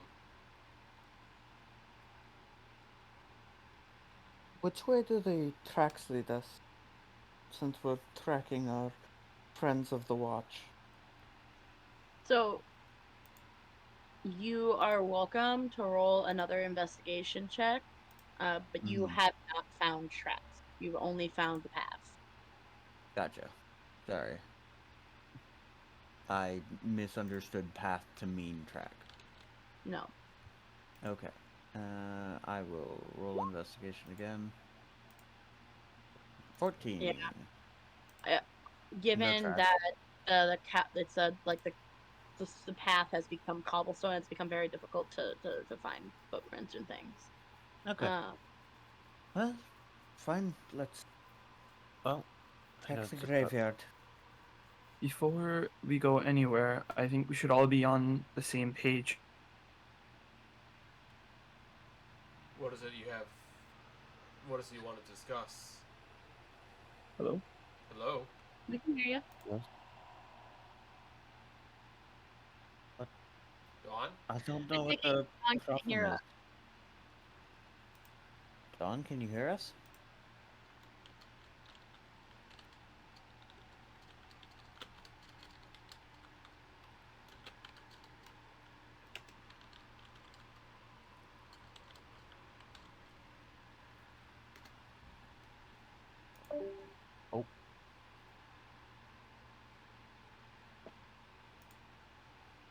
While we wait for Dawn. Hello? Now that Hi. we've waited for dawn. I'm sorry, I don't know what happened. I don't know That's either. okay. Yeah. Discord. Just so you're all made aware, I've been having a bad hunch about this for some time. I have a feeling Taergyn Flint and this arrow demon might be working together. Again, it's just a hunch, but I want everyone to be aware that this might go down. I also have a sneaking suspicion that's the reason. I have a sneaking suspicion that the druid specifically didn't attack Branda and Ignatius because she was told to let them through. We already know this, but this is a trap. Yeah. We're definitely walking into a trap. We have no choice. Should we at least take some precautions as to not be completely dead in the water as we approach? That's the thing. It's pretty expertly made. If we want to help out the members of the Watch, we have to go in. If we want the members of the Watch to believe us, we have to bring the piece of the Watch. So if the goal is to get the piece of the Watch together, we must bring it. And on that, part of my hunch is that Taergyn and this arrow demon made a deal. The Watch for their lives. I'm sure Taergyn wants the Watch, and he's giving up their lives to the arrow demon to kill. I mean, that's rather, the alchemy. I'm not or sure. rather, I hate to suggest this, given my current situation, but rather, imagine an alchemist obsessed with the power over life and death. He creates brews and he never really finds something. Eventually, he has a breakthrough where he summons a demon with some degree of power. An arrow demon would ask for only one thing: cause as much misery as possible. And Taergyn had the elderly place in Hope's Hollow. I mean, you guys all saw what happened there. My meaning is how simple. does that pertain back to his former party members? If the promise of anguish was rendered to be sufficient payment for said demon. I don't think that he, at least originally, wanted his party members to be hurt. I think he wanted to help them, and this is his chance to help them despite, that not really being what he's doing.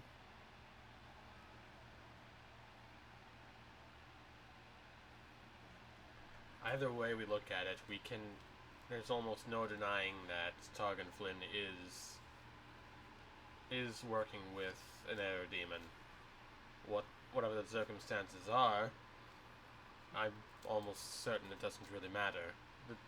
The situation is dire no matter what.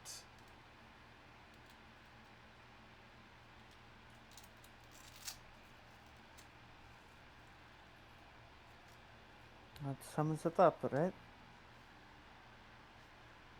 Just made drum around myself. Probably should have done this earlier, but eh. Okay. It's been less Any than other an hour, precautions? right? Yes. Please let me know when it takes over an hour. Okay. If it does. Any other precautions?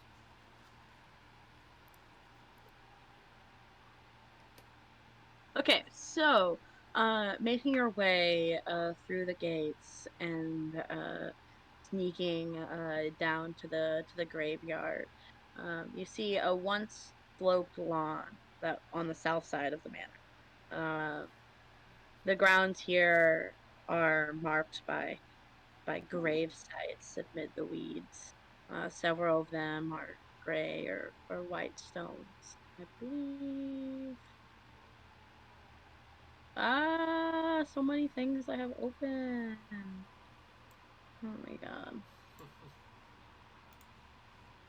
Okay.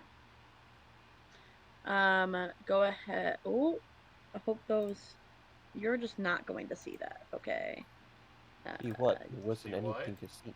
Exactly. Huh? I need everybody to There's nothing to see. place tokens here. Oh, I can't see anything. just place your tokens. Oh, okay. There we go. What is happening? Hold on. I apologize. I have fucked up. I have fucked up real bad. There you go. There we go. Let me make sure I have restrict movement off. I didn't mean to do that. Okay, restrict movement off. There you go. Okay. It's like Why? the graveyard You to should me. Why? Right, you should be able to see. I have Ye. I have a very pressing question. I'm going to just go ahead and, for the sake of this, place down Brine. No, And I then was in the middle of it. Oh. I'm sorry. I was Uh-oh. trying to. Ah! I was legitimately trying to figure out the best place. That was still 5 feet away. no worries. Oh, okay, there she is. Seeing this graveyard, most of these graves, upon when you first walk in, they appear to be fairly fresh. And each has a relatively new stone marker. Um, just glancing in for right now, these do not look like they are by any means like old, no more than a few decades.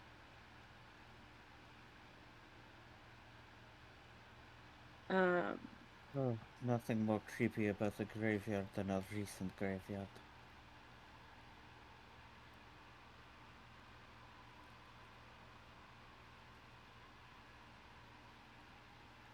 We at least go check the identities of those who perished on this estate. you just look at the closest tombstone. Uh, says uh, Marcus Garaf of Hope's Hollow. Um, hanged himself after his mother he loved so married a second husband in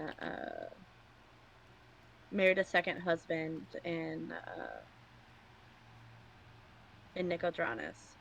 Praise be to Levantiel. Make me a religion check. Who? You're the one who looked, right? Right. Religion is Yeah, okay. with a 21. 21. Perfect. This was a DC 20. Okay.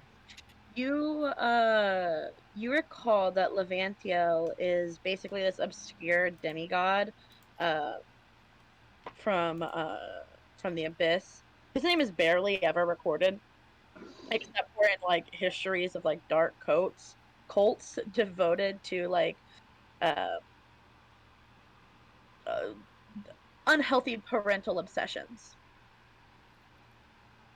So, and as you continue to like look through each of these, Um, each each tombstone marks their name, where they're from, how long they live, and a very dark um,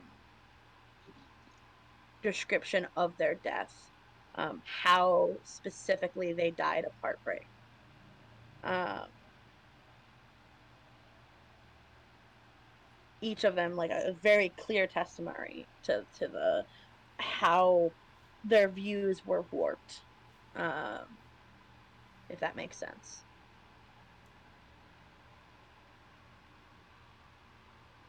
So about that payment rendering as payment, well, about that suffering and anguish rendered as payment. I think this graveyard here is physical evidence that at least some aerodemon would be nourishing themselves off of the woes of those that have perished in this field.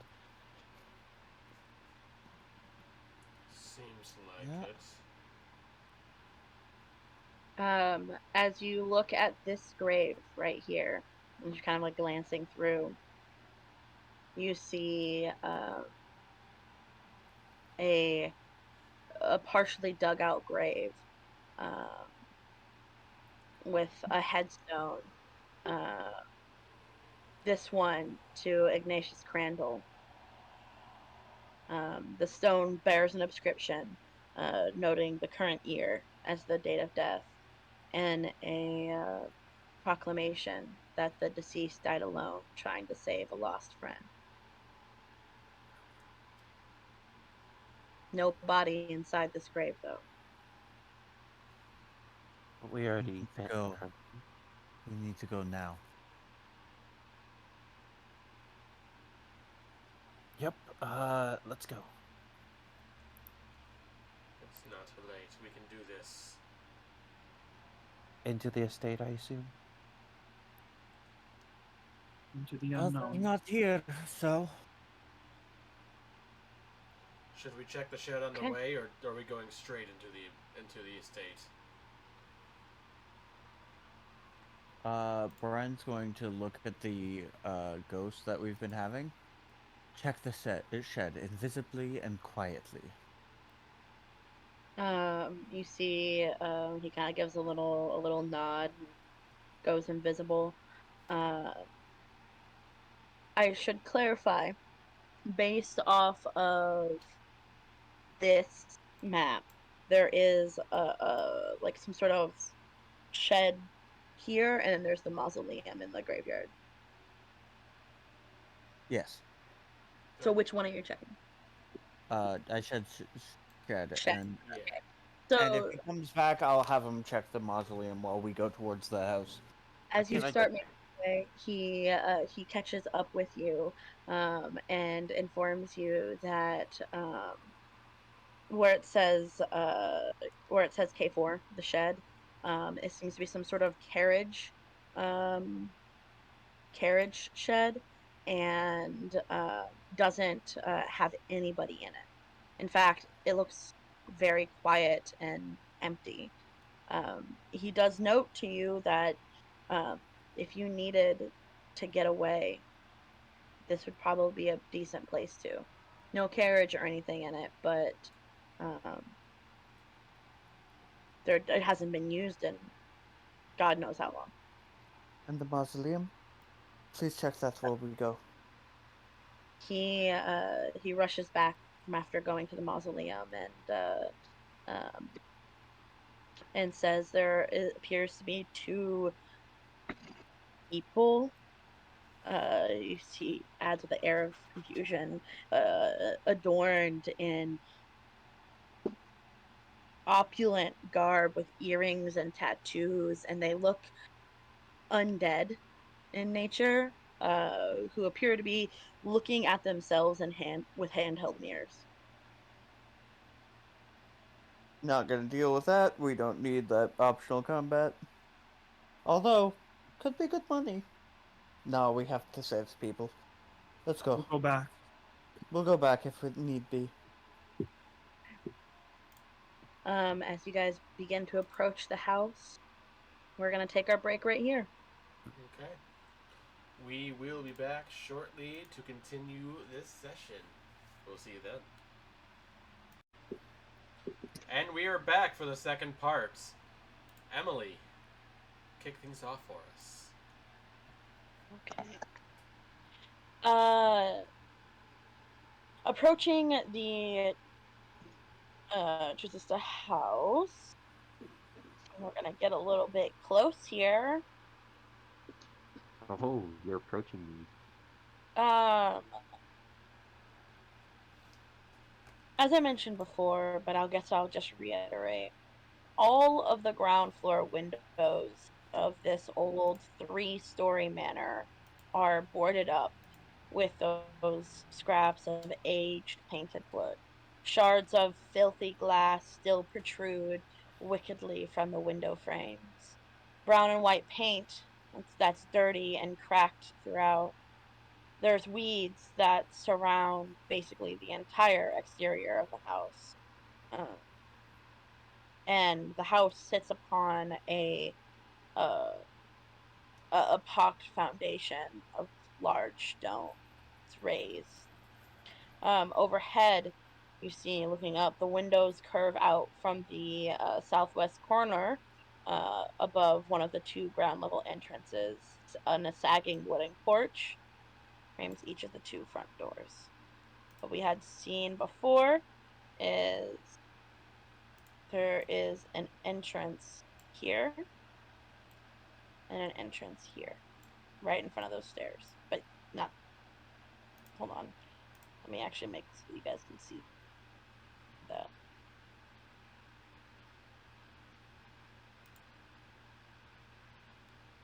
There you go. That should help a little. Brian's gonna talk to our new ghost friend. Guess I should put him out there. If you see, I'm gonna describe the 2 members of the watch who are trying to help, and they are in trouble. Can you make them invisible, and perhaps even make their friend forget about them? I mean, I can give it a try. You might save a life. I can only do it so many times a day, though. If it works, you can save a life. That's worth Okay. it, right? Yeah, it is. Let me put him out here too. He can stand right next to Brian because he is immune to poison damage. True, he can.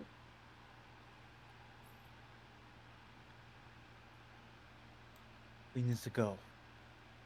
Before that foreboding grave becomes reality. Moonzik's gonna come right up to this door, and before opening it, he's gonna inspect for any signs of recent use. Okay, roll me an investigation check. 13. Yeah, no, it's pretty. I mean, this whole place looks old as shit. Of course, I mean, I will give you this. The 2 front entrances, of course, are connected by a large covered porch, right? The wood on the floor is old and dry, and as you step forward, it creaks and cracks under your weight. And as you look around, all of these windows are still walled over from the inside. Reaching your hand to the door,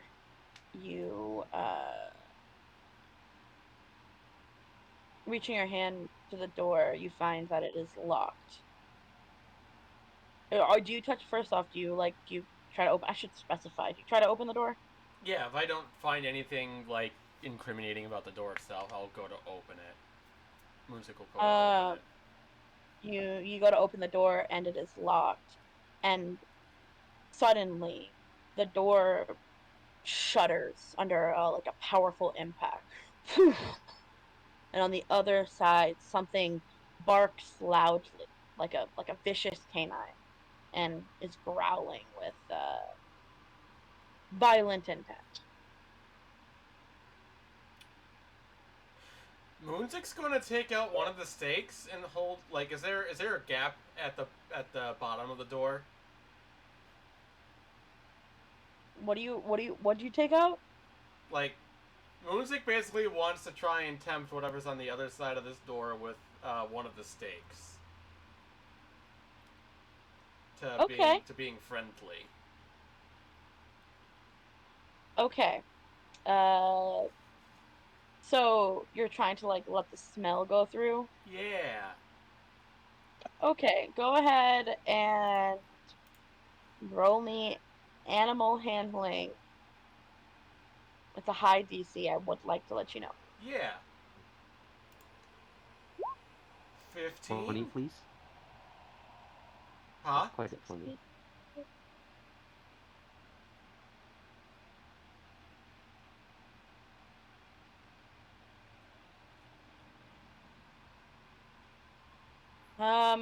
Let me just roll for myself. This. You hear the growling from the other side of the door quiets for a moment. You hear the distinct sound of flames.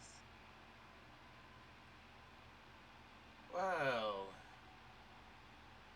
I don't like that sound. Let me try. Can I cast, like, speak with animals with Ring of Animal Friendship? Okay, do you have to see? What? It has to make a saving throw. I know, but do you have to see the creature? Can I see the creature? I No. probably... No?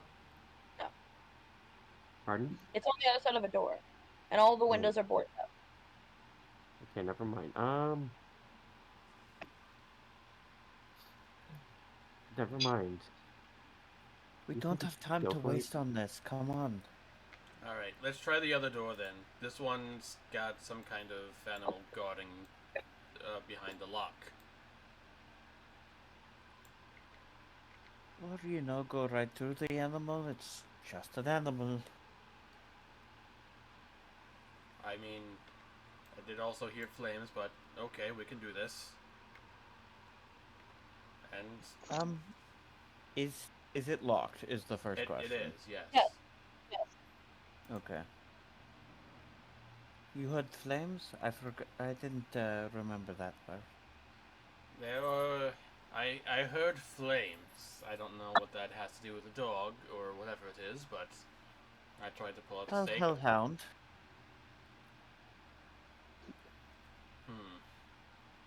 Let's try the other door. If they both seem trapped, which they probably are, let's just choose whichever one we'd like to spring. She's Alright. just gonna climb over the banister. Come on, guys. Making your way up to the top door, to the north west door. You give the handle a little wiggle, and it too is locked. Is See if you can pick that up. Is there a sound on the other side of an animal? Roll me a perception check. 19. You hear a faint like a faint sound of like glassware. Glassware.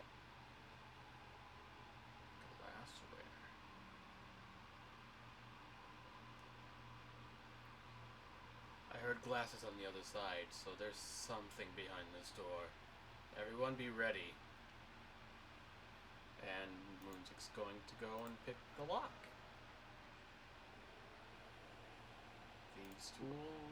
Thieves' tools. Dexterity. That's a 29. Yeah, with a 29, the door pops unlocked.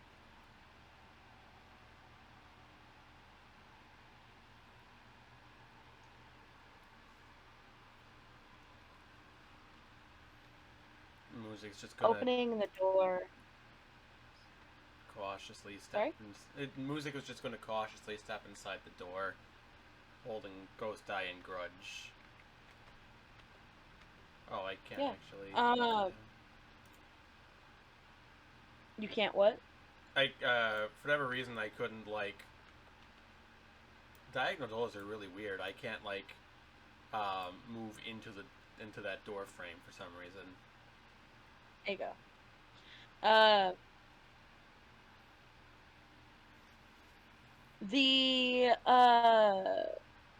The house's interior, and I apologize for the low quality. I'm lazy. The house's interior paints a very different picture than the broken windows and walls outside.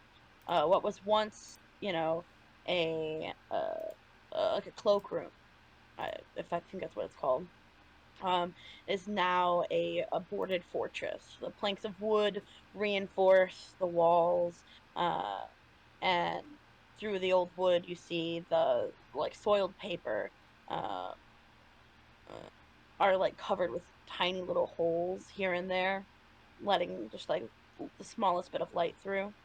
Uh, the wooden door on that you just came through is similarly reinforced, and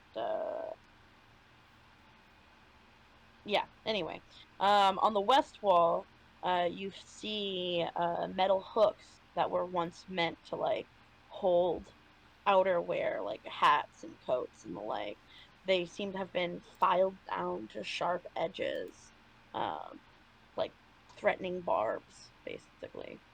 The rest of the room was likely once an opening to a lush ballroom. Uh, Although, given its appearance right now, it's difficult to make out any other details than the warped hardwood floor and the heavy chandeliers that are up swinging faintly up above. Why are the chandeliers swinging? Is there like anything else in the room? Like Then why don't you anything with go like look? Yeah, get the hell I over will. here.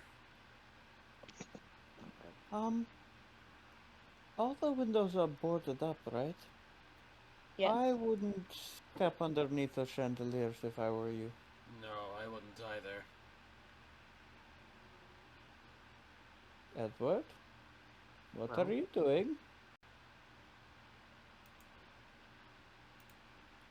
Just be careful where you step. That's do I still have my detect magic up? It's been greater than 10 minutes. Yeah, okay, I And for the figured. love of Arathis, make sure you look up in here too. You see the Um, tall ceilings of this place. But yes, the three of the four chandeliers are gently swaying in the wind. in the wind? That's what I'm it going looks like. I'm going to argue I don't think there's any wind. Um, Is like the ceiling moving in any way? The ceiling? No, Yeah, is just the the ceiling chandelier. completely still? Yes. Well, considering that the south door fuck, is oh, the fuck, other oh, fuck. entrance, and that has what we assume is a hellhound over there, I'm going to assume we don't want to go that route. Hey, we're not going outside anytime soon, right? Don't believe I don't so. think so. Brian's gonna eat one of the mushrooms. Ah, Oh, the true sight ones? that's not Yep. bad. Ooh, the true sight. So you're gonna eat the true sight mushroom. Yeah, and I'm gonna just step inside the door and close it behind me, so that I'm shutting out some light and Moonshine, move a little bit away from me, so I Jeez. don't have to deal with light sensitivity. Okay, so I'm just gonna quickly pull up the true sight mushrooms and read them. And punch. It's That's a crazy. flash. I'm not gonna get much out of this. It's a flash. Like it's like 10 seconds of true sight. It's not powerful without distilling. You see hanging from 3 of the chandeliers that are all each moving. Uh, a small little imps hanging, uh, shaking them, swinging on. I'm gonna go in the creepiest voice I can. I can see you. And I am the real power here. Roll me an intimidation check. I have advantage. Oh yeah, with that Warm aura. of flies. Hell. Cloak of Flies, advantage on intimidation and disadvantage on every other charisma check.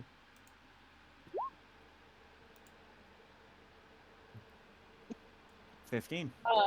With a 15, you all hear some hissing from these creatures, and we are going Oh boy. to roll some. They're really, even with a 15, Yeah, they're that wow. that's They're just imps. well. Okay. Why is this not working? Did I move him to the map layer? I did. Oh fucking hell! Oh fucking hell is right. Look at that initiative. Fucking piss poor. Shit. You did better than me.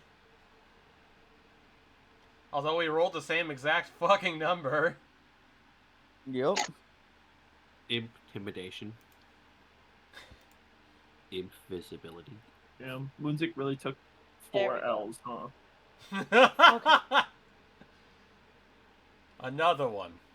I'm so Another sorry one. about this. I struggled as I moved everything to the map layer. It's okay. Okay. We'll I need live, to more or less. I don't know. This room seems very fireballable. This I entire wouldn't do mansion that. seems Like, the party fireballable. is also within said fireballable range. I'm also feeling like these chandeliers could use someone underneath them. Also, don't forget that I have evasion. Anything with dexterity saving throws is not great against That's assuming you make it. me.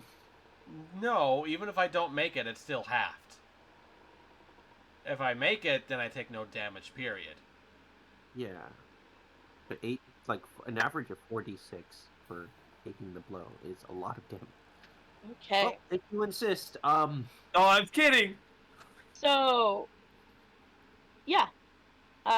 Given that their identities are out and about, I'm just gonna put them out because I don't want to deal with it at this exact moment.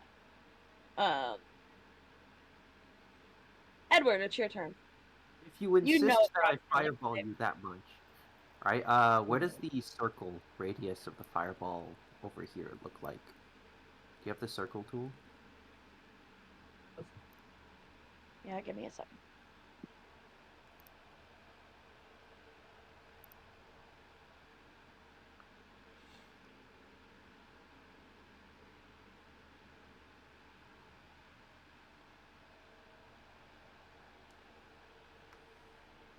As long as I can...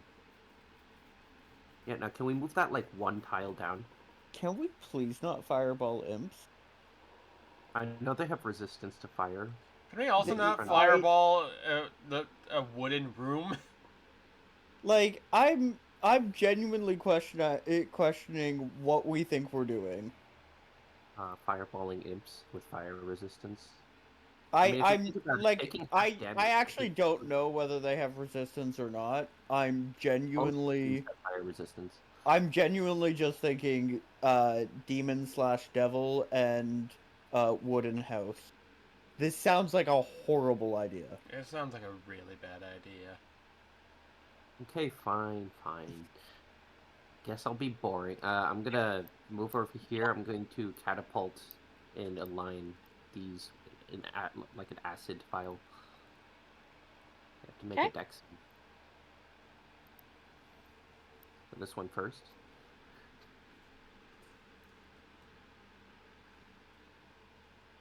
Ooh, Failure. that fails. Second one doesn't need to make. Oh, So, Lily, wait, does did you Winter not go roll first? initiative before? No, it's okay. I'll go last. Okay. Yes, I did. Wait, so does Winter go first? Or... No. No, just continue with your turn. Okay, No, that's an automatic. 24 damage. Initiative. 24 damage. Let me see here. Ba, ba, ba, ba, ba.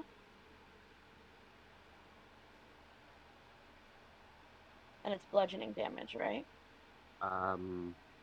So 14 of that is bludgeoning. The other 10 is acid. Oh yeah. Mixed damage Okay. types. Wow. Way to Edward roll is that. going That to- that was clean, Rocky. That was a pretty good roll. I'm not gonna lie. Okay, so 14 of that was Bludgeoning. bludgeoning. And acid. And then how much was the acid? 10. You see, it looks injured. Yep, I'm gonna end that now. And end my turn. It is now one of the imps' turn, and it is going to go invisible. Oh, good. Soren, it's your turn. Yeah, no, we've gone over this once before. Soren is going to move right here and cast Fairy Fire on himself. Okay. So all 3 of the imps need a dex save. Dex save or become visible. Dex save, or I can see you. Everyone can see them then if they fail. Even each other. Yep. Save or become visible. You can do the Spider-Man meme. What, the 2 Spider-Mans pointing at each other? Yeah. That's You like said dex save? Yeah, 3 of them. Actually, I guess Moonzik Oh, technically would have to make the dex save too, but mean- Moonzik does too. Yeah. if you want me to, I can. you want to be glowing? Bro, this Don't guy matter. drank too much slurm. And the area is how big of an area? 30 feet. 30 feet. What is it? Not radius, but Diameter? 20 yeah, foot diameter. cube within range. So it's 15 feet each direction. Okay. That worked out.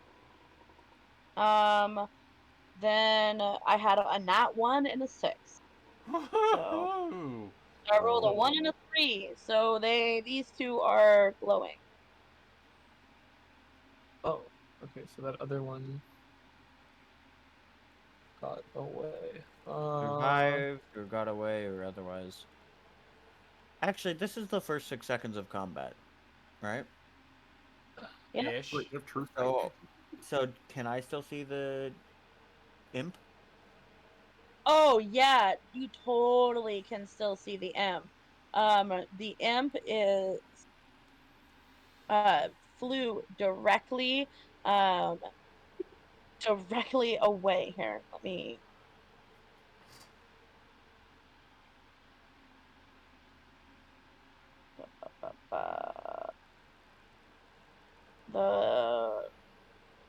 It looks like he is currently trying to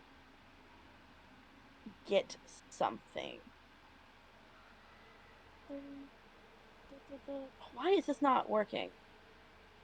I guess I can't do it that way. Whatever. I'm just gonna do it this way. I was gonna say you can always reveal it, and we know that the 2 with the yellow dots are visible.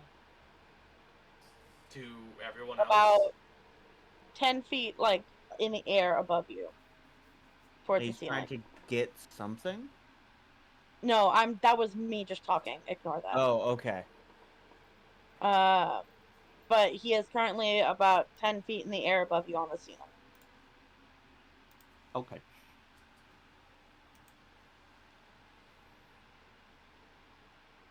But I'm gonna make him back at this point. Yep. Anything else for your turn, Soren? No. Okay. It's this imp's turn. He is currently glowing. I think he can recognize that. He is going to jump off of the chandelier, come up to your face, Moonsick, and he's gonna blow a raspberry. And then he is going to shapeshift. Oh Oh. no. Uh-oh. Huh? Oh What's he no. gonna turn into? Aww. Turn into a Tarask. Oh boy. Yep. He's going to come on, fucking game work. 3 Tarasks in a house. He Wait, is going to shapeshift, and he is going to appear as a rat. Yeah, he's going. Ah, shit. I just fucked up.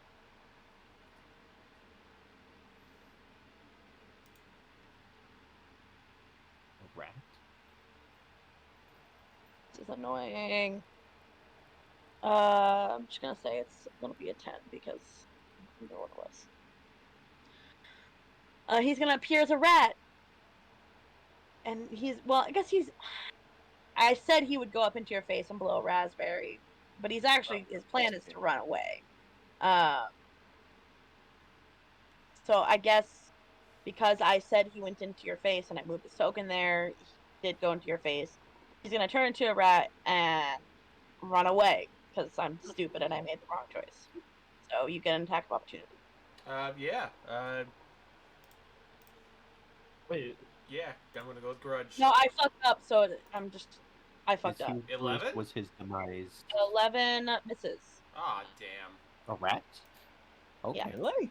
Oh, yeah, they have actually kind of high Well, they AC, have I think. like a decent dex. Yeah. Yeah. Here.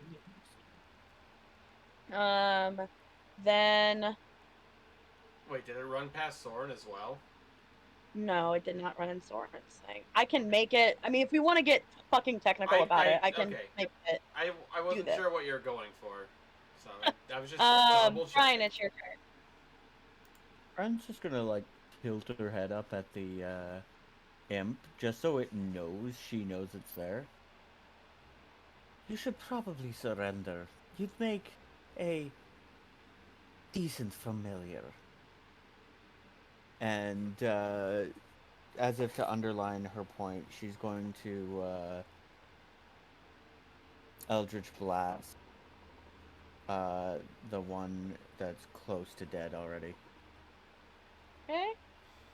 With that, it's gonna die. And it's gonna get launched across the room for extra flair.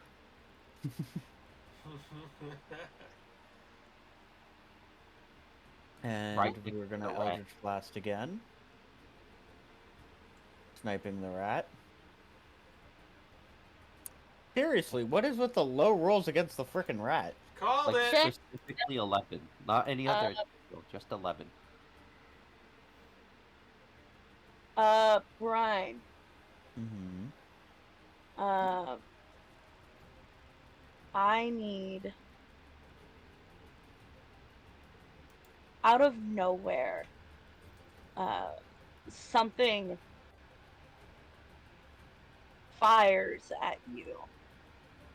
You don't know where it's from, but a crossbow bolt arches past and lands in the wall behind you. Uh-oh.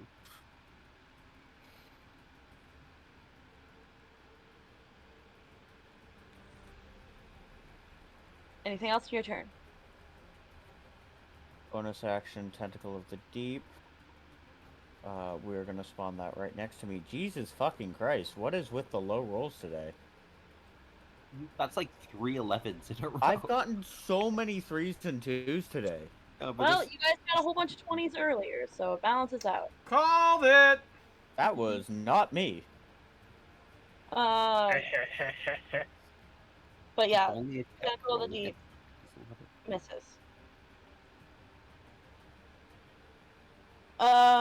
It is this guy's dead. Moonsick, it's your turn. Moonsick, seeing the rat that's over there, he's gonna go after that because he doesn't know where that crossbow bolt came from. So, gonna grudge it. 17 17 hits. for 9 damage, and then gonna use Ghost Eye as well. Okay. 12. Yep. You kill it. Oh, without Thank God, even. its AC was Okay. 12. I'm just gonna roll the damage anyway. Yeah, it's dead. Well, you killed it with your first attack. Oh, did I really? Yeah. You were just 7 hit points. Wait, it doesn't. sorry? You smashed it to smithereens. Apparently. Well, It is your turn if you still want to do something. I was gonna say that Okay. instead of the Ghost Eye attack, I'll just do a bonus action dodge. Okay.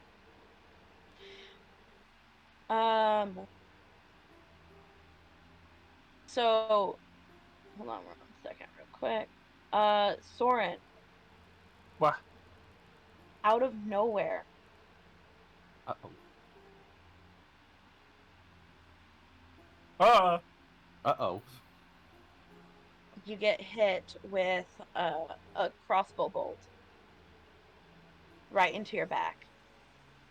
It almost feels like it's coming from your party.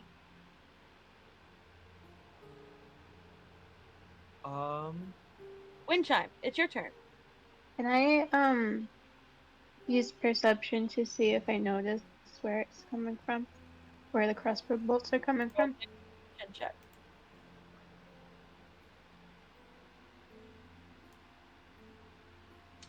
With an 18, you are pretty certain, besides the one imp that Brian is currently making eye contact with for the rest of this round,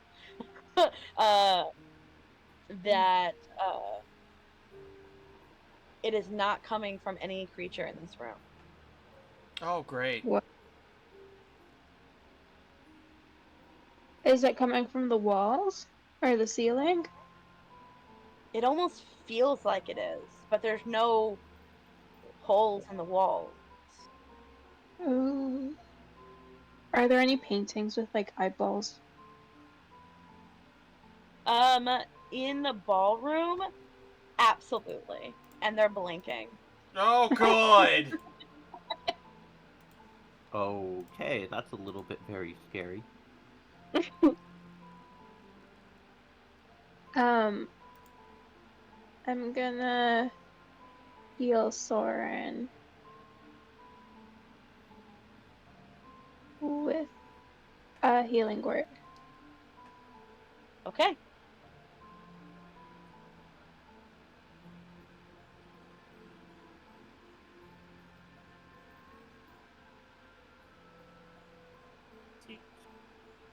You also heal for your wisdom modifier, and and Soren will also heal for your wisdom modifier because of life cleric. Let's-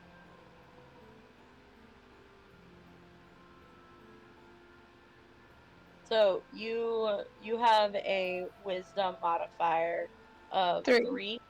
So he heals for 9, and you heal for 3 if you have any hit points. Because anytime you heal somebody, you get healed too. Okay.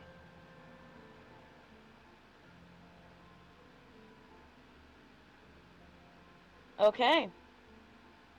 Anything else for your turn? I'll cast with my bonus action. Wait, no, never mind. Never mind. Not my turn.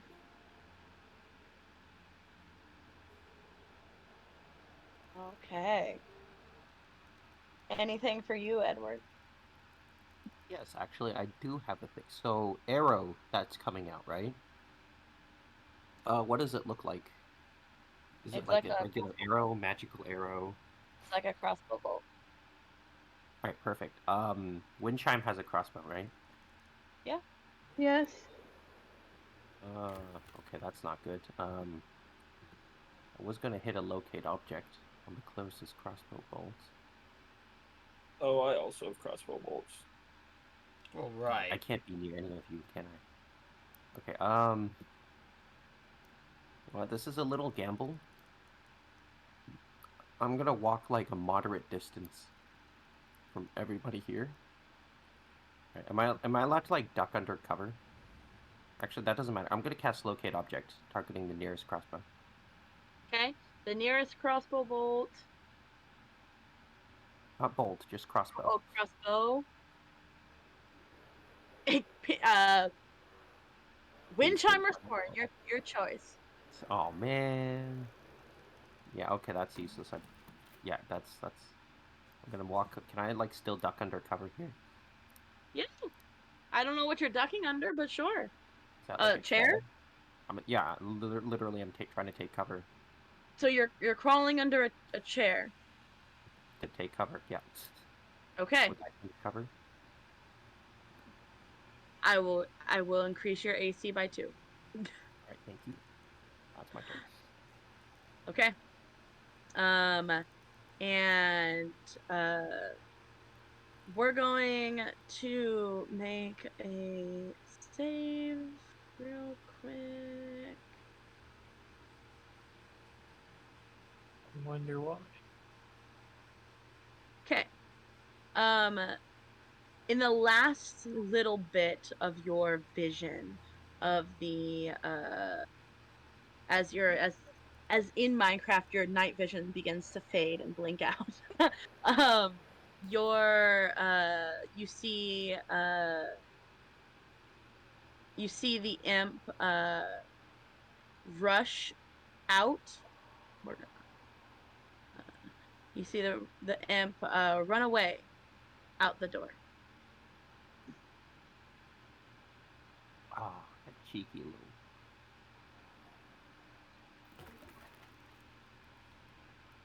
Technically, if you want an opportunity attack, you can take it.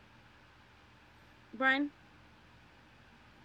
Sure. I don't have my thing out, so it's a quarterstaff attack.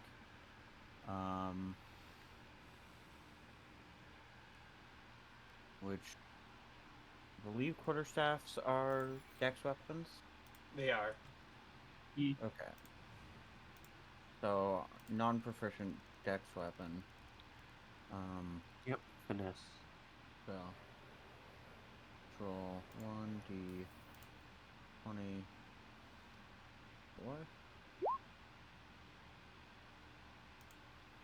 You miss. Yep. Oof. As you pull out a quarterstaff that you're not used to using. I mean, no. The quarterstaff is my rod of the pack keeper because I can't just randomly pull out my sword at any given point in time. Okay. As she just fails to grab the rod entirely and just goes to swing without it. All right.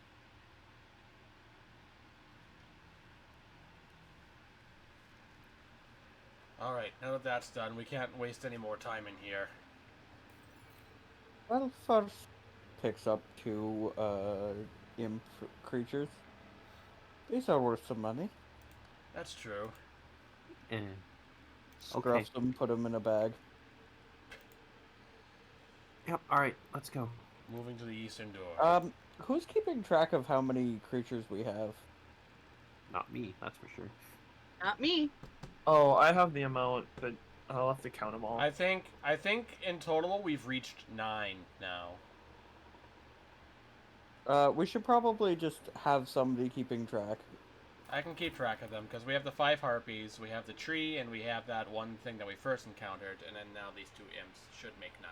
Plus the total number of corpses in the the Clovis Concord finds in Hope's Hollow, which we didn't have a reason to count back then, but definitely we know count towards our totals. It was four total enemies in the Hope's Hollow. It was So that's more than that 13. because they summoned more. Oh which yeah, all they did count. summon 2 more. So it would be 6, so 15 total now. Jesus. And did you count the 2 undead people we massacred? No, they're not fiends. Don't count. Okay. Making your way into what appears to be a dining room. A long wooden table with rich curves and thick, stylized legs stands in the center. Expensive chairs surround the table, but have not seen use in quite some time. Um, and again, that thick layer of dust, making 2 round depressions in the dust seem out of place. Near the head of the table, a dark stain colors the dirty floor, and a silver placard sitting on the middle of the table reads, "Here, Adrius and Lestina of the Trazista line met their ends. Let words of infidelity ever remain unspoken. Let resentment seethe, and death be the reward." And almost as if like you had a moment to read and take in the surroundings. Suddenly, Moonsick, a chill runs down your spine as 2 ghostly figures appear uh, in the space. Yeah, just dodges out of the way. They appear to be sitting at either end of the dining room table. Uh, and uh, they begin to eat dinner, not saying anything to each other.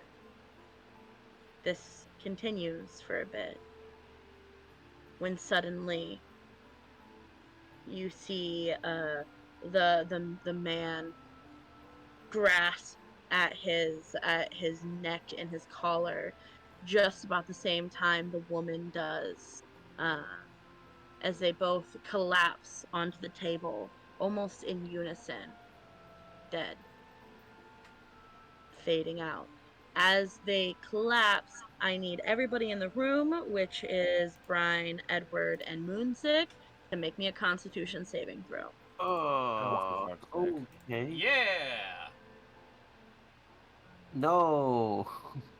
How do you have a high con? Resilient.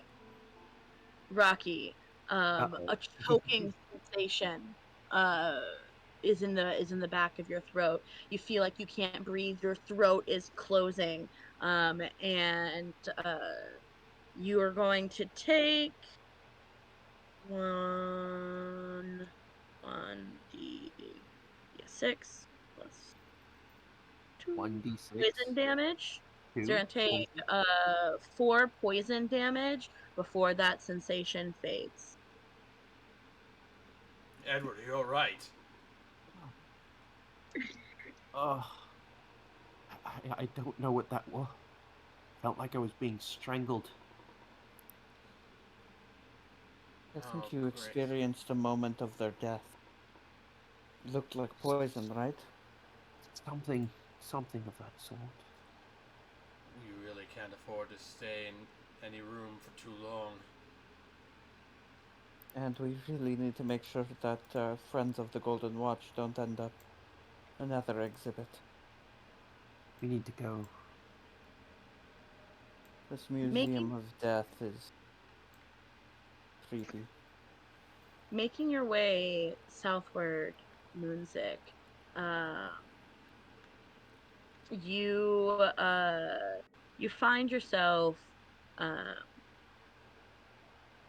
Well, I should say, perhaps this kitchen was once used to prepare opulent dinners for memorable events. Um, Now the tables are all but bare. Scraps of meat and cheese give proof that a meal was eaten here recently, but otherwise the kitchen seems unused.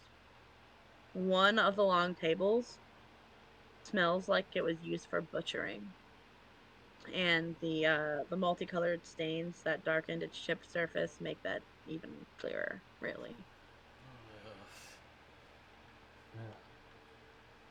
Moonzik's gonna come down to this southern door here, and he's going to knock on it.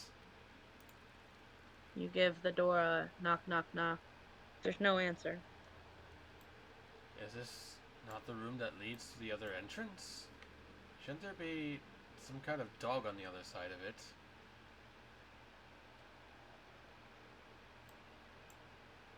Edward, give that door over there a knock and see what happens. I'm gonna back up and open it with Mage Hand. Brian, out of nowhere, it seems, a crossbow bolt shoots in your direction. Does a 15 hit? I'm just gonna flinch backwards, and it's just gonna go underneath my nose.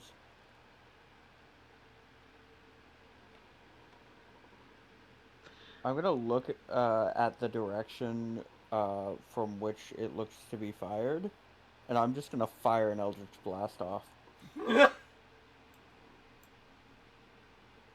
You're firing an Eldritch Blast at the direction that which you felt like it came? Yep. Okay. It kind of came from this direction, Boom. but again, you weren't expecting it. So, like, Yeah, were you?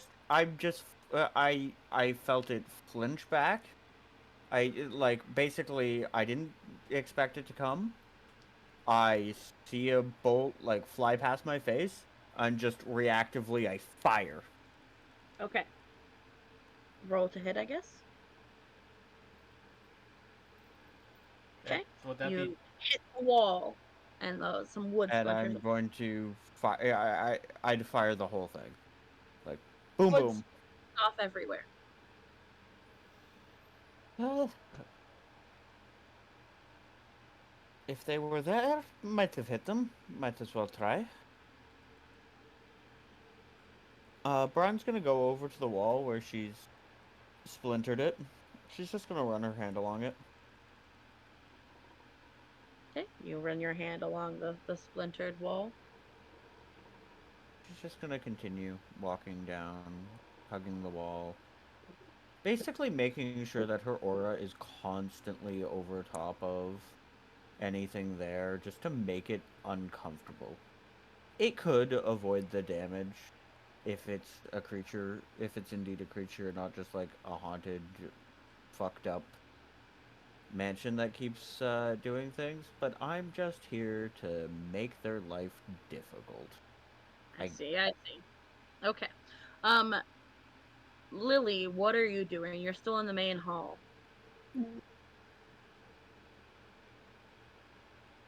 I'd like it if you were to like engage with everybody else.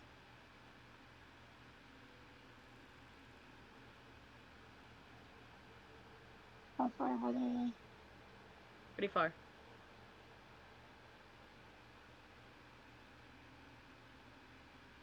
Moonzik, at the bottom door, you gave it a knock and heard no answer. He's gonna jostle the knob a little bit to make it seem like he's going to open it. Okay. Like he for some reason, like he feels like this should be the room with the Hellhound in it.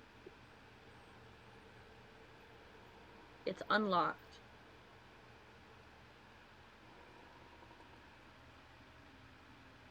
Whoa. What is happening? Whoa. What is happening? That was an accident. I don't know what the fuck was going on there. Just ignore that. Me either. Ignore what? Exactly.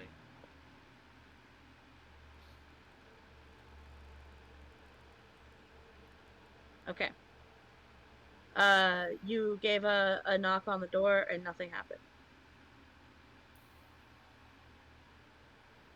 Yeah, But it appears to be unlocked. I guess I'll slowly open it and just kind of peer inside. Okay. Peering inside the room, it appears that this, I'll open it. Okay. It appears that this is some sort of quarters. There's a small cot, a trunk for clothes, a few mundane supplies, and a rickety table bearing a whetstone with a pile of metal shards. But yeah, there's a trunk, cot, and a table with some metal shards on it.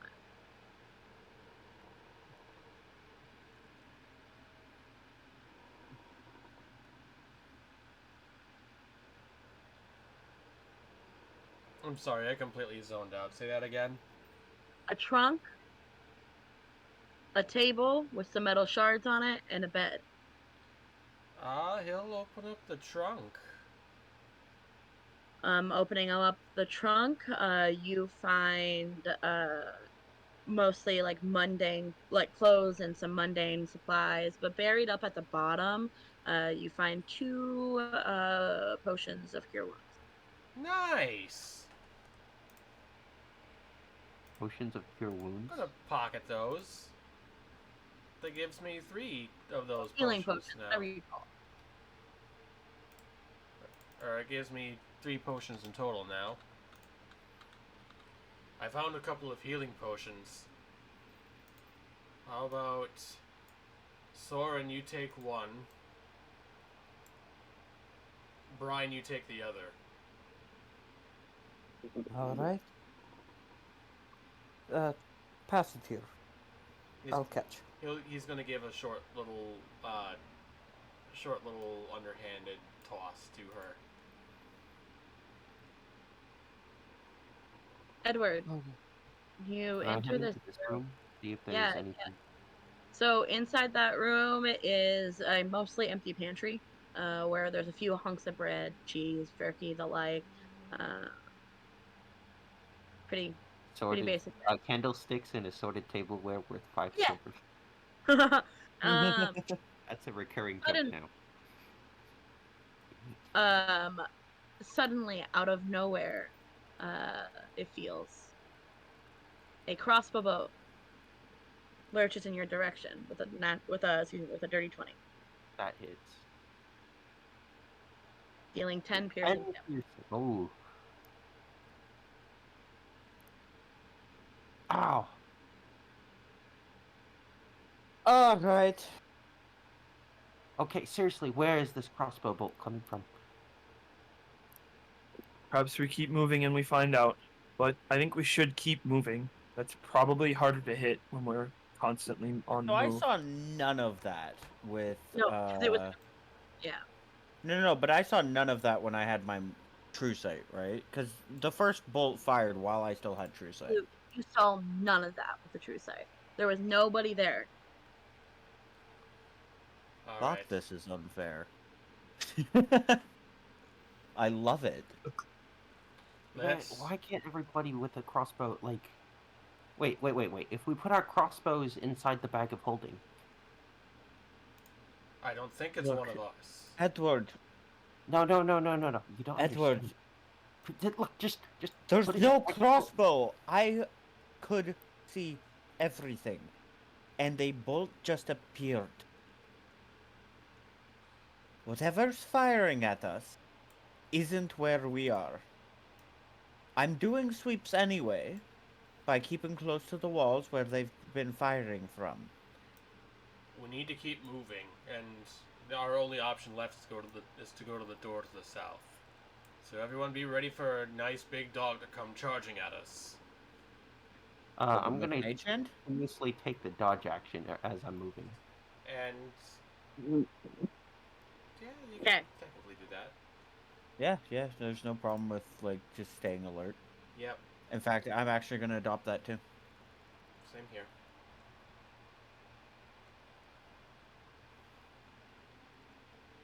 Okay. So what are you guys doing? I'm using Mage Hand to open this door when everybody's in position. They just wanted to explore for a little bit.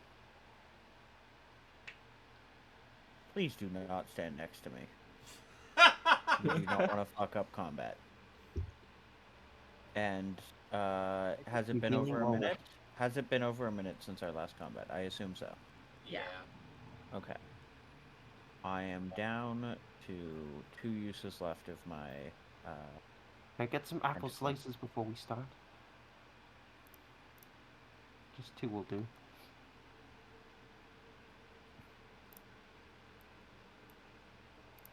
Wind chime?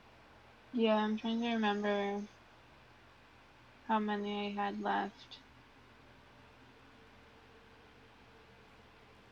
If you don't know, just cast it again. Yeah, it's something I gotta keep track of. I know. I just think. Ugh. They only last for 24 hours anyway, so. I know, like, I'm just confused with the. I'm pretty sure I cast it last session, and that was 2 weeks ago, and I don't think my word document Yeah, just. thing. I'd recommend just casting it again. First level spell slot.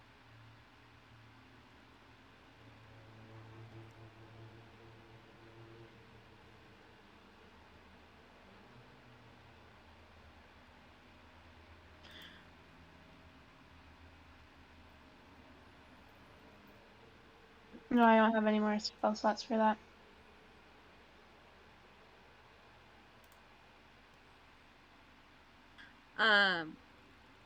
Any healing will do.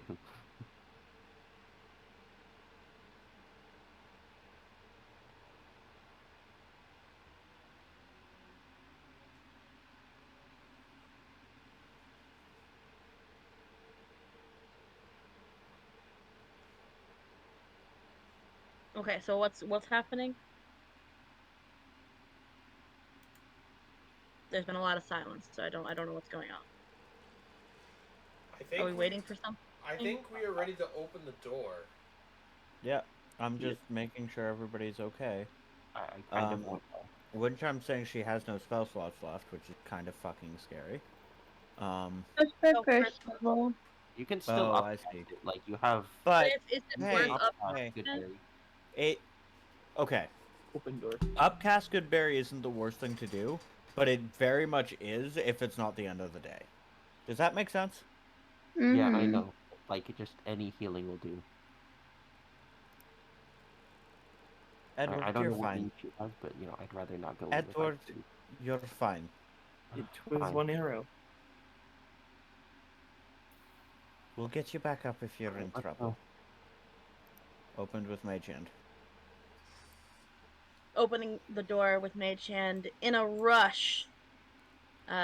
You see a barking, growling mess run forward, right at the edge of the door. We're gonna go ahead and roll initiative. Waha! 21. 8. Nice. And the Hellhounds. 19. 19. So, Edward, again at the top of initiative for some fucking reason. Say the line. Ring of Animal Friendship. I would like to cast Fear. Oh. Mm-mm. Animal friendship, cast fear.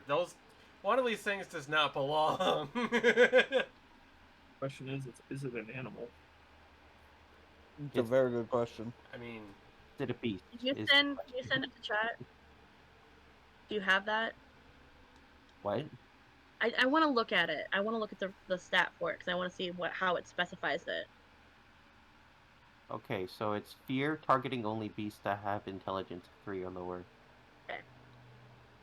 So you're gonna cast Fear? Yes. Okay. It doesn't appear to have an effect on this creature. It's not a beast. And or intelligence of 3 or lower. I am going to move out of the way now.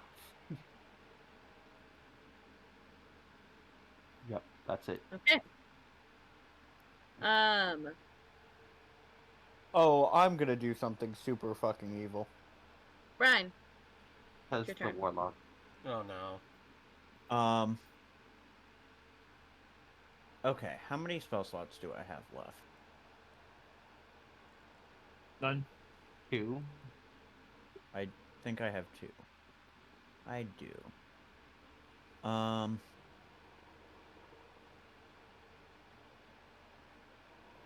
Nah. I have better uses. I'm gonna step here. I'm gonna Eldritch Blast twice. Okay.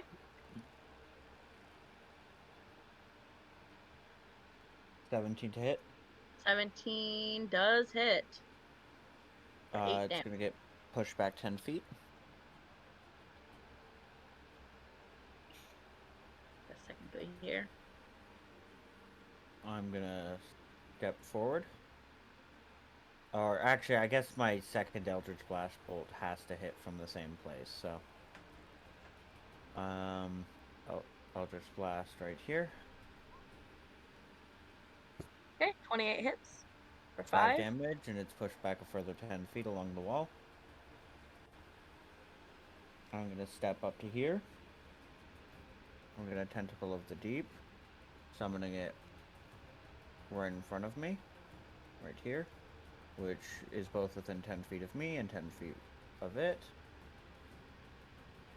And Okay. with a 14 to hit. 14 misses. Okay. And Squishy's gonna come out and latch itself to Moonzik, as we've talked about. It's the Hellhound's turn. And given everything, you see it's going to rush at an angle. You think that this is an odd choice for it. Take forward here. I know that's within the range, but it's fine. And is going to cast Fire Breath. So in a 15-foot cone. So that's 1, 2. So that should hit you and through the open doorway, Soren. I don't believe that it's sick. So it hits Brian and Soren. Oh wait. Does Make he me have a any dexterity. benefit from the partial cover? I mean, he has a I direct don't line of have. sight. Yeah, I don't have any It's like cover. straight up direct line of sight. It's a to cone. I The can- cone sweeps out to hit Soren. Right. I can see this big boy. So, dexterity save? Yep. Oh no. You succeed, 21. so you take half 21 to your benefit, so for 10 damage, and you also succeed for 10 damage. How much? Sorry, I have to be very careful with this. How much do I have? Oh, yeah, I'm definitely going to reduce that with my Tentacle of the Deep. And I do So, believe you don't have any more. D8. Well, that's why I'm doing this. Fuck! On any other number, I kept 1 health. I would keep at least 1 health point on my. No, because you had Yeah. you had 3 I- remaining. You took 11 damage, and then you took 6 damage, so that's 17 out of Oh, you're 20. right. Okay, so that kills my temporary HP. I have to go. Sorry. So I'm just going to apply 9 temporary HP. That was 3, so 6 minus 1, 5. No, that was minus 1, 6. Okay. Soren, you took the damage. Yeah. It's your turn.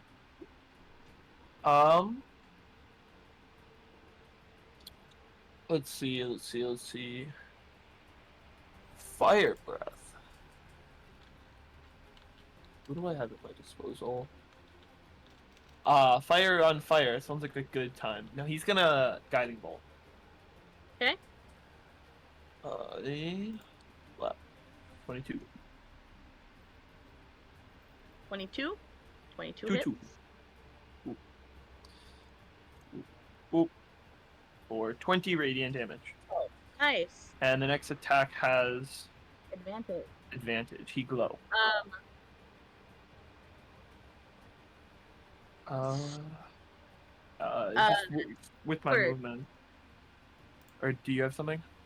Oh, yeah. Well, are you done? Yes, do your movement. My movement, I'm going to shimmy my way around to the other side of him. Okay. Flanking, too. Ooh, fancy. Edward. Yes. Out of nowhere, it feels, a crossbow bolt, arcs in your direction. It's a 20 hit. That hits. And does 9 piercing damage. Oh, come on.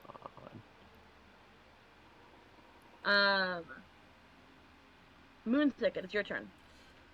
Moonsick's going to... I was going to flank him, but never mind. I'm going to run here. Right here, actually.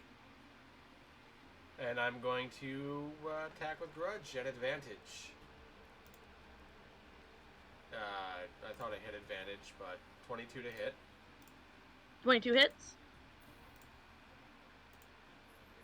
For 8 damage plus Sneak 17, attack. 25. That does it. Holy shit. 46. Yeah. Damn, that's the it's same pretty... amount as my fucking...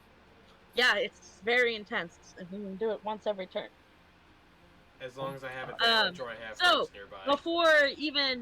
Before Wincham even gets a turn, he is dead.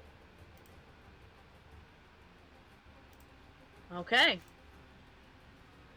What would you like to do next? Keep on moving. We should probably Can go up I- the stairs. Can I scavenge the room on our way up? Yeah, absolutely. So go ahead and roll me an investigation check. Yikes.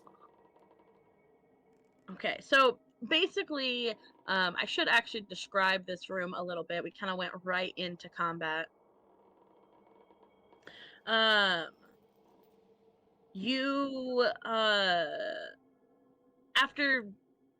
even after decades of neglect, right? This sitting room seems luxurious, right? Out of place amid the horrors of everything else. A few small couches and tables once served the needs, I'm sure, of many of the manor's visitors, but by now most are threadbare and splintered. You see a set of grand stairs that sweeps along the north wall and rises up to the second floor. And notably, you see sheets of iron and wood have been nailed to strengthen the exterior wall, further disrupting the room's like high society feel. In terms of things that are interesting for you, there's simply a small cabinet that appears to have loose linens and drapery in it, like curtains and the like. Why it's in here, I have no idea. I want to take one of the curtains. Okay, you just take a curtain. Let's go. It's like moth-eaten and threadbare. Damn it. I make sure that the body gets added to our count, so 16 now. Okay. Throwing it back in every time. Just keep opening up that portal, huh? I wonder what that dude's thinking. Yep. Just door He opens, thinks that body we're gets cleaning thrown, shuts his... fucking hell. He thinks we're cleaning hell out, okay? Another Edward. fun addition to my collection. In this process, Edward. Oh, please. Yes, that hits. You're gonna take 9 piercing damage. Okay. Edward is not looking good. Okay, now we might need to Maybe one or upcast two Goodberry. bolts probably do him in. We now need to upcast Goodberry. We need it. which I suggested earlier. Hey, it's always good to save spells until you know that they're needed. It's You- always good to go into a combat where you know you won't be in one-shot range. Speaking of saving spells, Moonzik can also do his healing kit. And I also have first level spells. So make a decision about how you want to help your buddy who is peppered with crossbow bolts. I'm going to try the healing Right. kit first, because saving spell slots. So 1d6 plus 4 plus 7.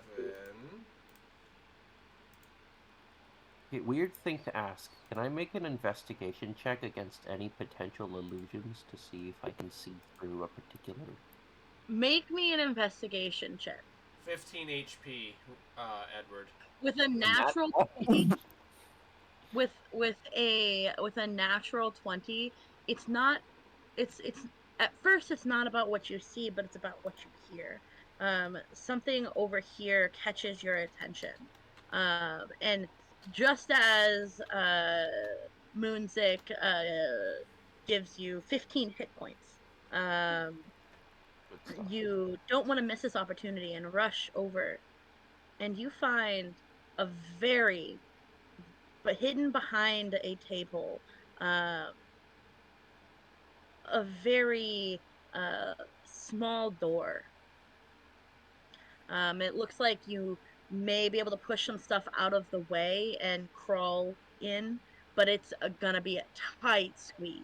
It's like a gap in the walls, and you see a scurry of movement. A crawl space. That makes sense. I found him. Quick, somebody, break open this room. I'm gonna try one more thing just to get it out.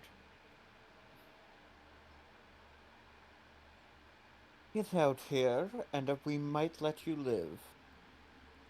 Don't, and we'll tear down this building brick by brick until you fall.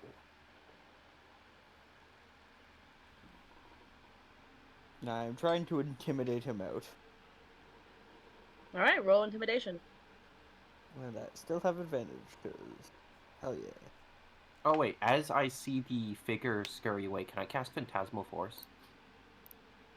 It's mostly a flash, but you can cast Phantasmal Force. Where are you casting it? It's inside of the wall. I'm targeting the person. Like, I saw like a figure scurry away, right? You just saw like a flash of movement, basically. So like you saw movement in there, but you didn't see a person. Oh, okay, so Make that sense? doesn't qualify. I don't. Does that make sense though? Like Yeah. it's like a blur. Yeah. Yeah. 21? Qualify. With a 21, you don't hear anything, but you don't know. You don't hear anything. There's no response. That doesn't necessarily mean a bad thing. It doesn't necessarily mean a good thing. It's just no response. What'd you find, Edward? I'm going to open my pack, and you're going to see a bunch of flasks of acid. I'm just going to throw all the acid on the wall. Not all of it, but, just enough to, melt through, a hole in the wall. Okay, so you're trying to melt through the wall. Yeah. Yeah. You, after spending some time, chucking acid at the wall, you are eventually able to break through, and you see a little bit more clearly into the crawl space. You can kind of see there's not really enough space for a person. With the crawl space kind of already open slightly. I told you in a sing-songy voice. Which way? Oh, that's spooky. Which way did he go? You saw. Moving? Huh? I'm gonna hold on before you go too far. You cannot crawl in that space. Moonzik, do you think you can fit? I don't think even Moonzik better, is Soren. actually a small creature. I have a question, if you don't mind. absolutely, go for it. Us as humanoids, we are medium beasts, correct? Correct. We are medium. Medium, not beast, but yes. Or, yeah. Well, I mean, yeah. I'm not going to use a polymorph to go in there. So, here's- I have a question. No, I probably don't know what that is. Never mind. Soren's gonna wild shape down into a ferret. Into a ferret. Very cool. Give me just a second before you Do do you want that. me to put the thing on? There's not a ferret thing, so I was using weasel as the stat block. Yeah, ferret's that's like cool. fine. Okay, let me.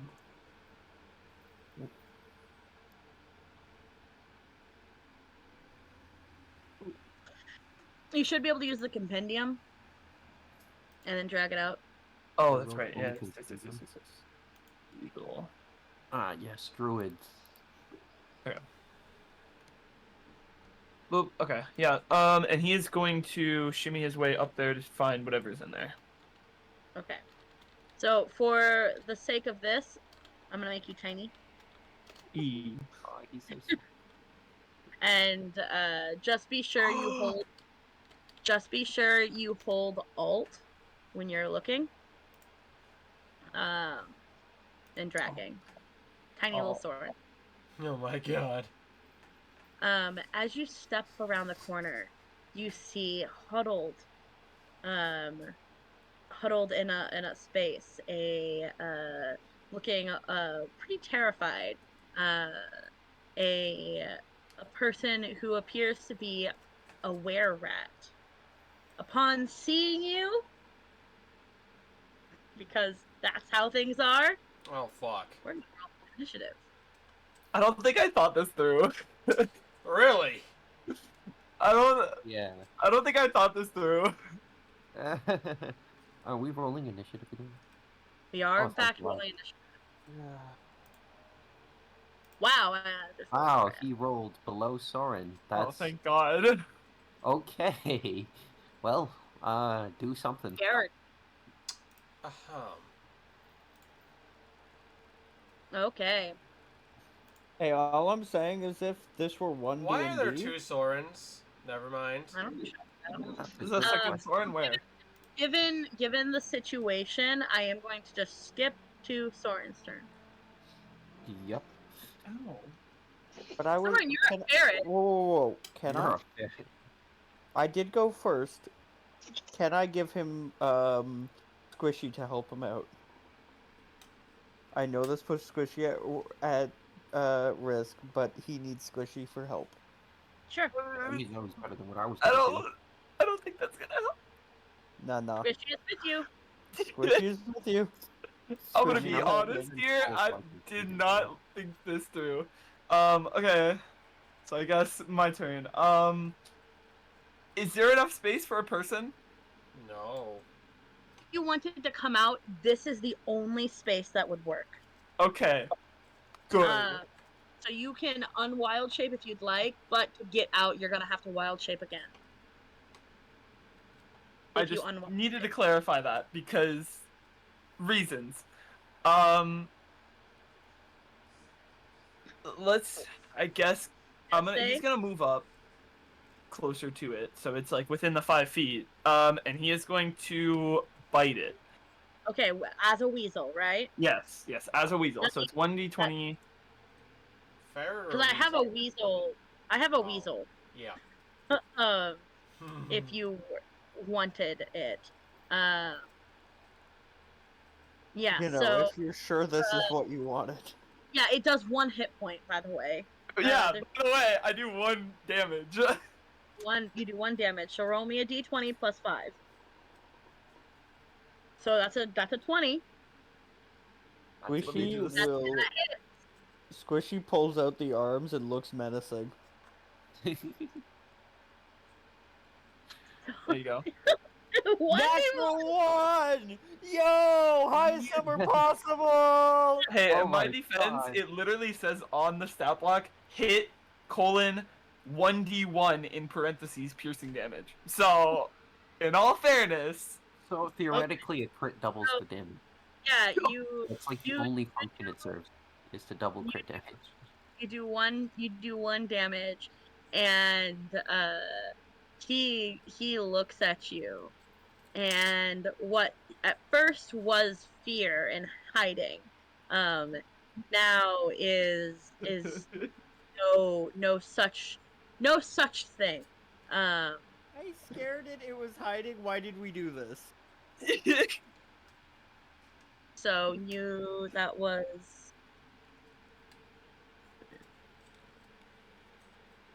perfect, and there you go. Does one Why damage. did it heal? It didn't. Oh, I got the healing particles. Oh, that's because I made it for a second have 1 hit point, Oh, okay. and so I did it real quick, so it must have just only done the heal. You hear the screeches of Soren in the walls. And then your walls. In the walls. Windchime, you have a chance to react in some sort of way if you would like. I don't know how you would. Which wall is it? He crawled through this door, Okay. and he's now somewhere in the walls. You think he went up? I'm in your walls. Is the door big or is it's a tiny door No, for over? it's a tiny little door. Oh my goodness. You can stick your head in, but you don't know what you'd see in there.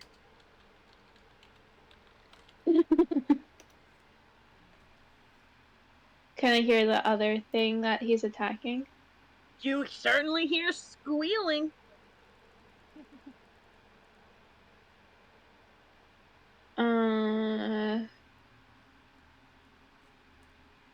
Oh jeez. If you don't feel like there's anything you can do, that is okay. I'll have you know. Like this is a situation where like it's pretty rough if you can't see where they are and have no idea what's going on. So When he's bigger than you. I'm so sorry. yell, I guess, out to Soren. What are you yelling?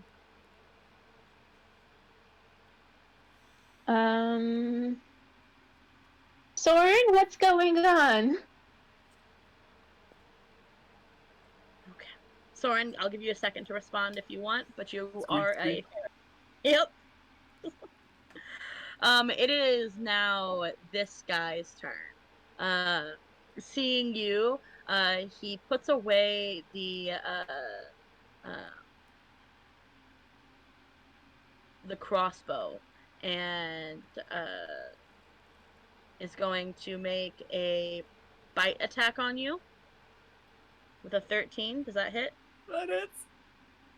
Um, No matter what, I just want you to picture this. A little weasel in a little corridor gets slapped, and hey, look, there's a human. okay. And elf. Just chilling. You're gonna take 4 piercing damage. So suddenly you are big again. One of those hit points is reduced because, you know. A 1 HP weasel. And I need you to make me a Constitution saving throw. Oh boy. 12. That beats 12 it. succeeds. That was real close though. A little too close for comfort, eh? And it's also going to use its multi-attack, and with its other one, it's now going to attack you with its short sword for a 12 to hit. Which doesn't hit in human form. Which is good. That is the end of its turn. Moonsick, is there anything that you want to try to do to help him? Soren, if there's any way to lure him over here, do it. That's basically it. Can I hear where they are? Soren, actually, you actually can see through Squishy's eyes. Right. So I know exactly where they are, right? You know exactly. Could I like break through a stair at some point? So you don't even have to, like, you don't have to break through the stair. You can actually come around the other side here, and you know that Squishy's on the other side of this wall. Why are you? Okay. That was a misinput. So, but Moonsick, it's your turn. Yeah, that was basically telling him Okay. to try and lure him this way. Okay, Brian, now it's yours. I want to do something cool. It is not rules as written. All right. Hit me. I want to show up like a fucking, like the villain from Scream by taking my CX to chop through the wall right behind the fucking were-rat and then Eldritch blasted into oblivion. Okay, so you know that the were-rat, based on, can you see what Squishy sees? I cannot. Okay, give me a second. You're just gonna see Soren's fat ass blocking the entire No. corridor. I'm just gonna plop you here so you can see what Squishy sees. Gotcha. Hey, how are you? You understand why I thought I could do what I was I wanted did. to do, though. But I want you to, that's what I'm trying. Can I still chop a hole and it fire through? Yeah, if you want to try. The walls do have hit points, though. So So you it's may an or not. attack. It's an attack roll. Yeah. It's up to you. But yeah, I do have the staff to the walls. So Yeah, that makes sense. Not the wall stat block. Well, I mean, it's not like I'm. Something like this might happen. What's the wall's movement speed? 0? Can I argue that the CX would do more damage due to its historical usage? No. You just, it Okay. has hit points. Well, then I just Eldritch Blasted the wall because that's more damage. Okay. So no scream moment, but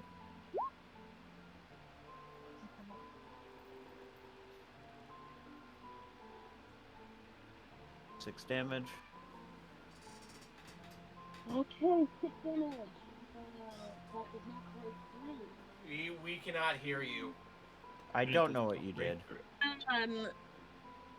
And that is where we're going to end tonight's session. I'm so sorry to end it on that kind of note. I know we're in the middle of combat. I'm sorry, but my mom just lost a dog, so I'm going to go chase one.